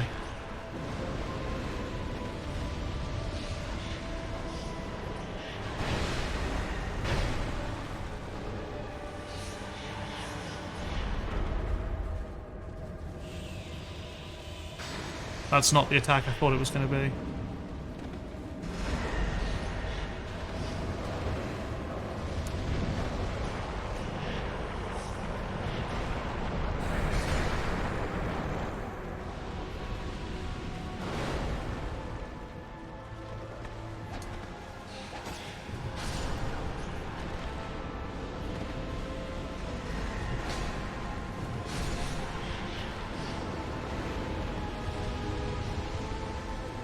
Sorry, chat. I know I'm ignoring you right now. No, no, no, no, no, no, no, no, no, no, no.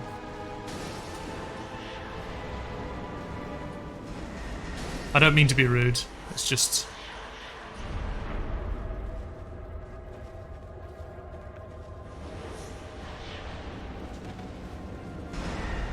I wonder if I could get away with it. Oh no, oh no, oh no.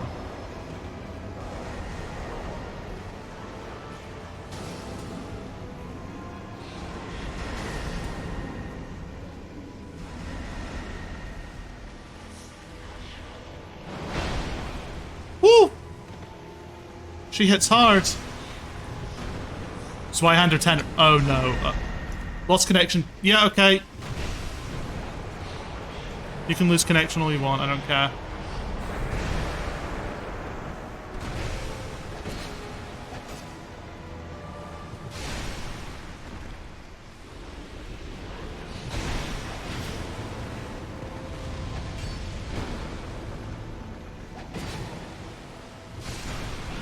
Ah.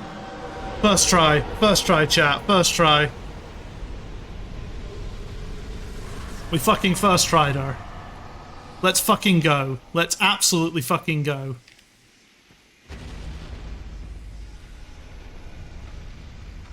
Oh shit.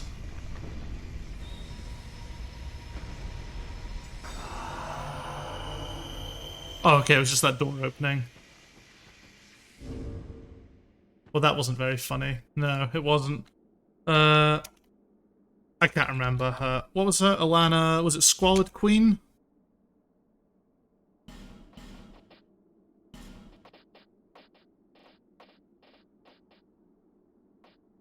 Elana, Squalid Queen.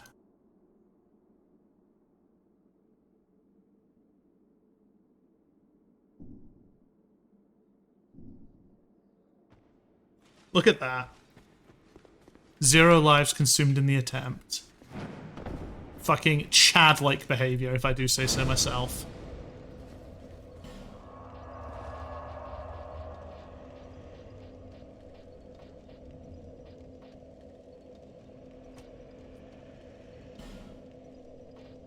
Yeah, we're missing 2 fucking bonfires from this area. And we've got the thing up here to do as well. Anyway, sorry, so what was you saying? To try a bit more to get you space, watch less move, because I cannot shield that series enough. The main characters fit really well. Well, if you use recommend me a manga, then I have no choice but to get to it at some point. Well, that wasn't very funny first try. GG the right chat. Thank you very much. Oh, no, Scott, okay, yeah. Just name the boss disappointment for... The spam attack is really fine. Oh, you were saying stuff during the fight as well. You're fine for it. Oh wait, no. Why am I doing this? I'll just look at Chatterino. It's a much better bot. And on a funny note, spam attack is real. Yeah. Okay, we'll travel to Majula then. We've still got loads to explore in this DLC, but fucking hell, we got a boss down. I can't understand what my husband is. Okay, so that's a manga recommendation as well. We'll sort that out.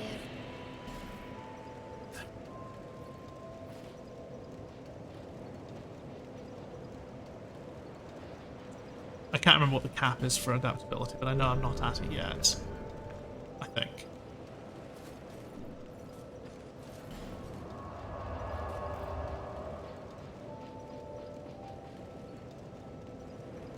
So what we'll do is we'll go to this area first. Priestess Chamber.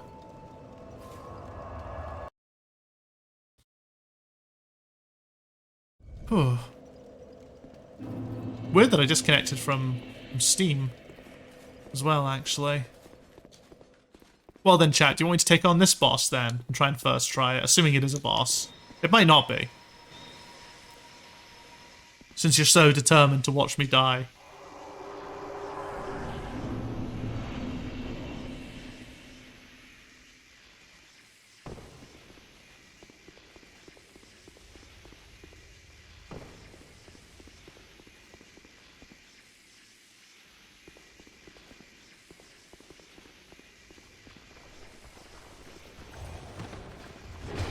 Those are petrifying rocks. Well, we'll homeward then. I assumed that was a boss, potentially through there.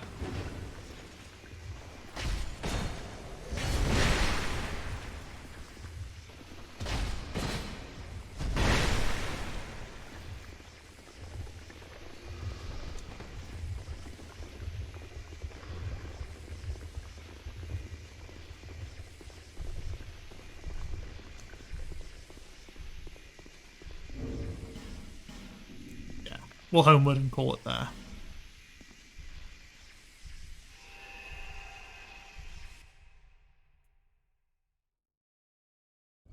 I'm going to look up, though, just to see if there's, like, a particular order that I'm meant to be doing stuff in, but that can be another time.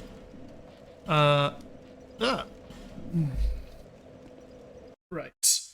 Well, this has been a really fun stream. I hope you guys have had fun. I've had a lot of fun. I thought that was great. And we'll end the recording there, I think.